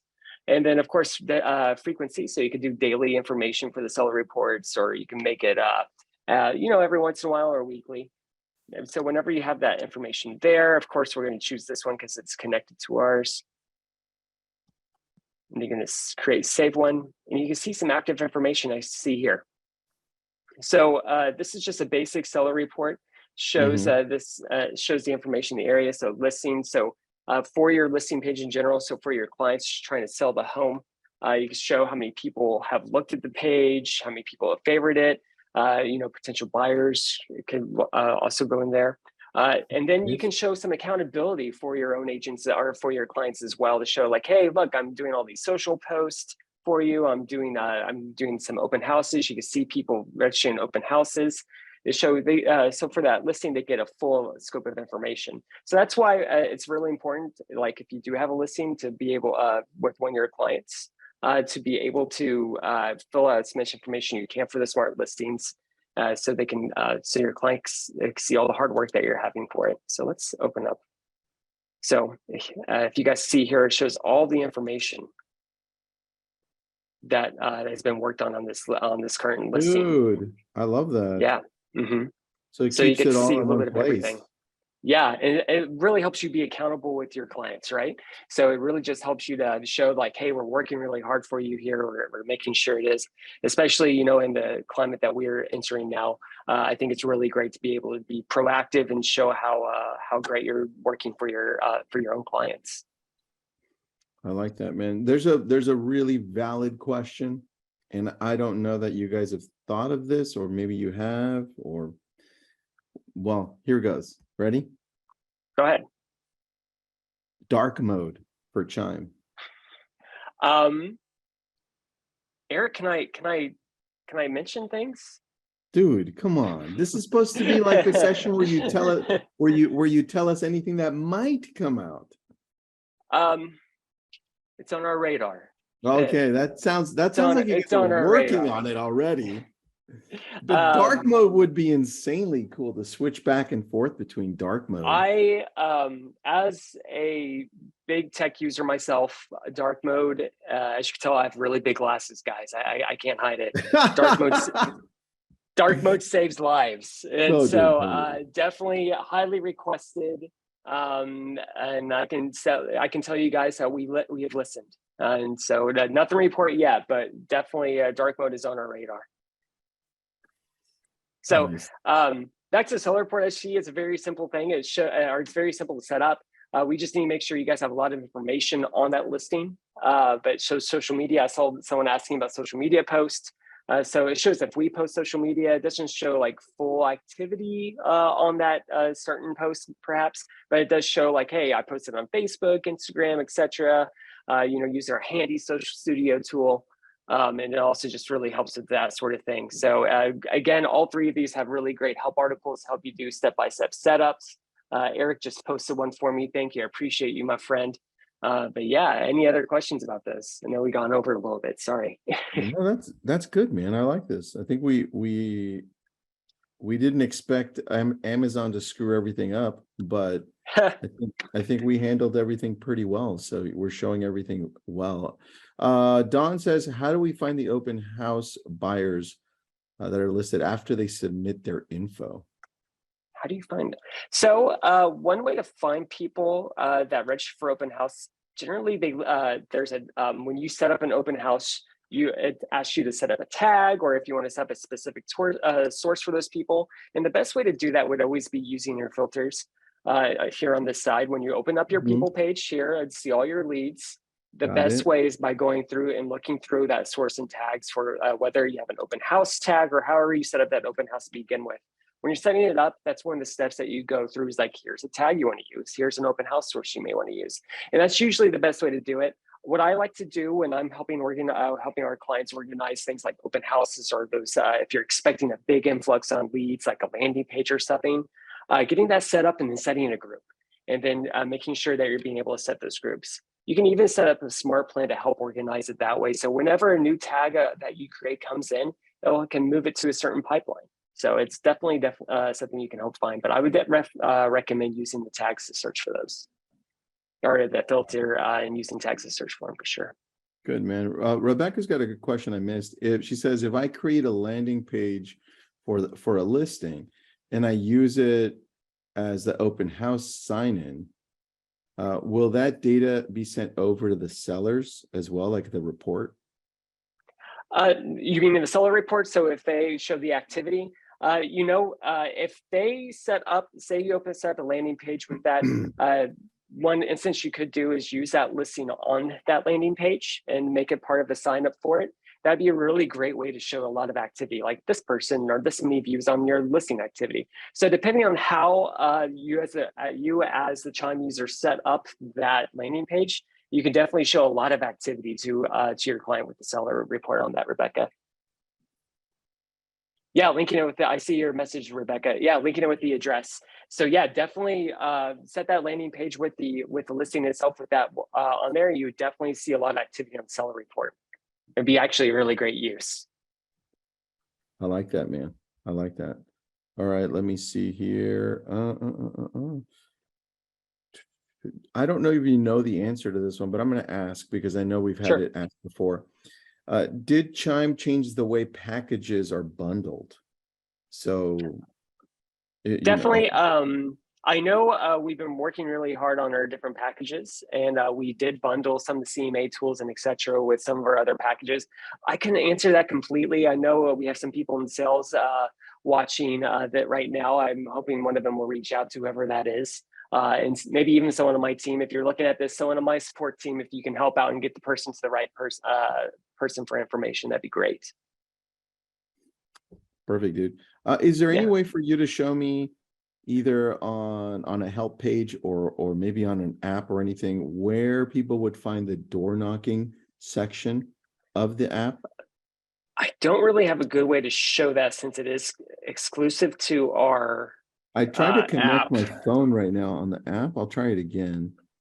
Let me see here. I don't know. That may be a good article on you, right? Yeah, here, try let it. Let me try right now. I'm not sure if it'll let me. Let's see here. And it's a great tool. It's really fun to play with, actually. And let me see here. Let me see if it'll connect. It doesn't let me sometimes. It gets me to this screen and it doesn't let me. Yeah, it doesn't let me. Damn it. All right. Well, look, if you're looking on this, it's on the app section. And when you're on the app, when you have all of your leads, all that section where it has the two little people on the bottom, you click it, all of your leads there. On the bottom right, you're going to see a section that says, here, let me open it up, that says door knocking. Oh, it says door knock. And on the right bottom, you can just click on it and it'll show you where you're at. There it is. Thanks, buddy. Appreciate it. Yeah, Eric found it. Yeah, so this is the door knock feature. It's under partial lead door knock feature. When you open up your app, it has some information about going through a door knock with some leads, and you can press a button. And then it shows the map area, and Eric may have more insight on this than I do. But it's mostly helps you like start routes and walk through and knock on doors and get some good information. Yeah, it actually tracks you so you know where you're at. So you literally just click on door knock and it shows a map, and then it shows a frame of the houses. We use it all the time. We click on the house, it gives you the address, and you just put in the name of the person you just finished talking to. And that's it. And then now they're part of your database, which I think is absolutely brilliant. We use this, we door knock probably 3 times a week. And we love this because now we're just growing our database as we're door knocking. You know what? While I have you here, Eric, do you have something that shows also the open house section in an app, whether it's the iPhone app or the mobile app or an iPad app, just so people could see what that looks like as well? Yeah, let's see if we can pull that up in the Help Center. We have a dedicated article for the tablet app. The tablet app can be used offline, which is a fantastic way to capture those. Then it will sync them to the cloud later on. There we go. Someone just shared the link. Beat me to it. So that's the tablet app. I can share my screen or let's see. pull it up here. There we go. So this is the Open House tablet app article. This will go over, this is what the app looks like. You've got the links to it if you want to check it out later. And it walks you through the different screens. So pretty basic on its functionality. This is not a full-on Chime CRM app on a tablet device. This is only for Open House lead capture. So you can create those forms, capture the leads, and then when you get back to an internet connection, it will synchronize those live to your CRM database. So that's the functionality on the tablet app. And then I think we recently added, maybe it's not visible here, but we did recently add like QR codes as well. So if you were to open up the Open House app on your mobile app, it should be on your menu. You will be able to pop open a QR code and someone could scan that code and then fill out the form on their own phone if they would like. So I'll see if I can track down that help article and pop it in the chat as well. And with our new additions to QR codes, almost everywhere in the CMS tool, there's a share button at your top right, and you can hit the share button. You can make a QR code for almost every single page you have in your CMS tool. So if you're making a bunch of different landing pages, or if you want to make a QR code just for certain locations and post it at wherever you have a client-facing area, it's a really quick and simple way to make a QR code. Nice. All right, guys. Anything else that you wanted to talk about? What's possibly coming that you can share? I would have to leave that to Eric. Eric, what can't you share that we want you to share? Oh, geez. I don't have a lot of updates on what's coming on the roadmap right now. I think it would be good for us to do a separate session for that at a later date. Would love to do that where we can give you an idea of what's happening. I would just mention, please continue to submit your feedback on the product portal within the platform. That is going to be a fantastic way to have your voice heard. We categorize that, put all the votes together, and we're able to see which projects we should focus on. So that's a great way to see what's coming, and we work to do our best to update that as well, so that you can see what is planned at the same time. So for those that aren't familiar, I'll just show you briefly where that is. This is in the question mark icon here in the top right, and you're going to find suggest a feature. So when you suggest a feature, this allows for you to see a lot of other features that are currently being considered. So you see there's under consideration here, planned, developing, and released. So we do our best to keep this up to date. And all of the feedback that you submit is reviewed one by one by our product team. So submit that using that plus icon down here at the bottom. And that will allow for you to submit your ideas, indicate how critical it is for you, submit your email address. If you submit that, it'll allow for us to send updates when we've made any progress on that item as well. So definitely submit that. I think it would be worth having a separate session just to talk about kind of what's coming. Today was definitely focused on some of those newer tools that we've released and optimized, but nothing really prepped for the roadmap as far as today's presentation. Okay, I love that, dude. Anything else you guys want to add, or should I do the giveaway? I just want to say thank you for having us on. Me and my team love helping you guys out. And, we launched chat recently, and we've been so inundated in the best way with chat. So we're here for you. Please stick with us. We love being able to answer those right away. So if there's ever a slow delay on the chat, hang in there with us. We'll be there with you very quickly. And if you're wondering where that is, here, let me show you. This is, let me go Chime. You go to the right, the little question mark. Click it, you scroll down, and you chat with support. I won't chat with them right now, but that's the live chat right there. Yep. And they've been pretty quick with us as well. Yeah, super quick. We're here to help out as soon as possible. That is gotten to be the best way to get an answer right away, and we're always here for you guys. Yeah. All right, guys, here we go. Let's. I'm going to give away my top 5 favorite reads just over the last few years. It's always changing. I always like, oh, is that my top 5? I won't tell you what it is now. It'll be a surprise, but I'm going to send you the top 5 books that I think you should read. And we're going to pick one winner. I'll send it to your house from Amazon. I just need for you to type in the chat, Chime. Type Chime. We're going to pick a winner in the next 30 seconds. I think Auberry was waiting for this one. This is probably her favorite giveaway because her and I are big readers. While we're waiting, Phil or Eric, are you guys reading anything, or do you recommend anything we should be reading? I'm just in disbelief how many people are in the chat. Wow. Dude, just watching it. We have half of the people that were on, and it's still on fire, which is crazy.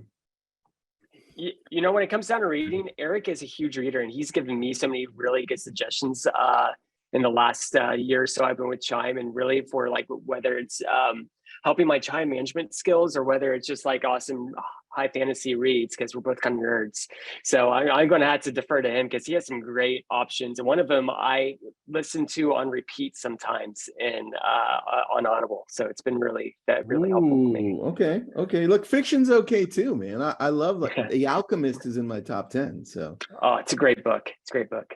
So, all right, Eric. Yeah, if you want some good fiction and fantasy, you got to check out Brandon Sanderson. Great author. I love Brandon Sanderson. So dude. that's awesome. Yeah, but other than that, I'm currently reading Dune for the first time. Actually, I never read it, so I'm actually reading Dune. Okay. And then there's a book that I really like called Building a Second Brain by Tiago Forte. So that's all about getting it out of your head, putting it in a system that you trust, and being productive with it. So I would highly recommend that book. It really has changed my organizational life.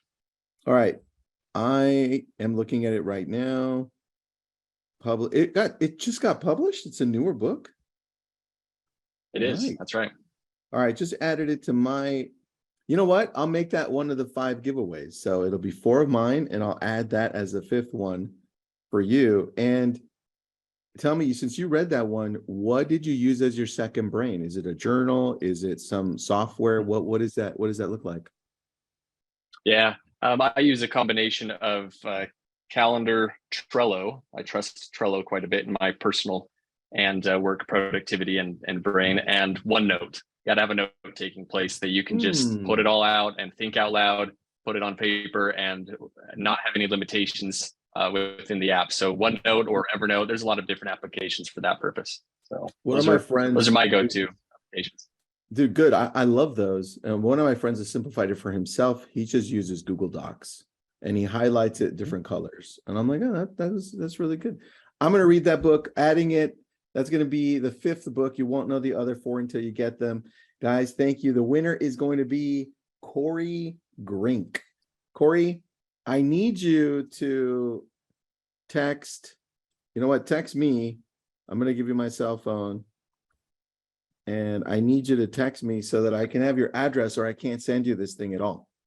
So do me a favor. I just put in my phone number at the bottom there. That's my cell phone.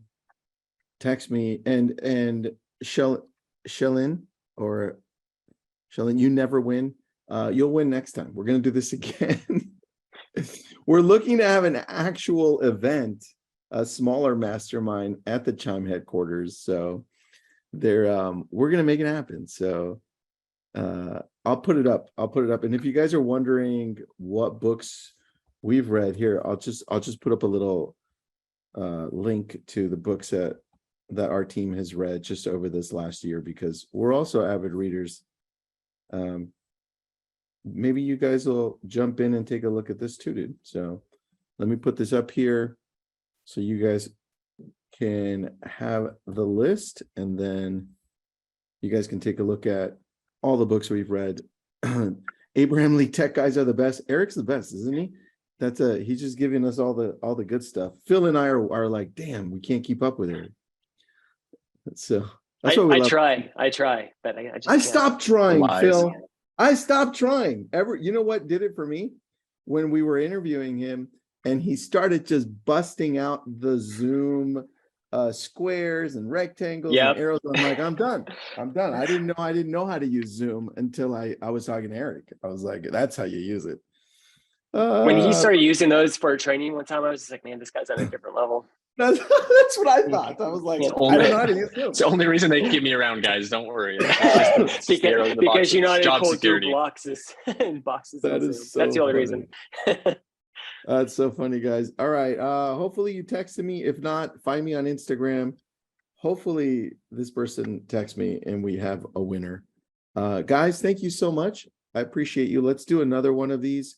on a smaller scale. So like you said, let's talk about what's next. And then I'd love to dive into two things, more on the door knocking app and its capabilities and what happens after, like any automation we have there, and the open house one. And we could have that in one session, because I think we could cover pretty good ground in one session on those two. And I think they kind of go hand in hand, right? So I think it'd be a really good one. Just let me know, and one of us can jump on.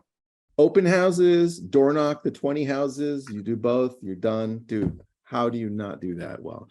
Phil, Eric, thank you so much. You rock. Thank you, Tristan. Everybody.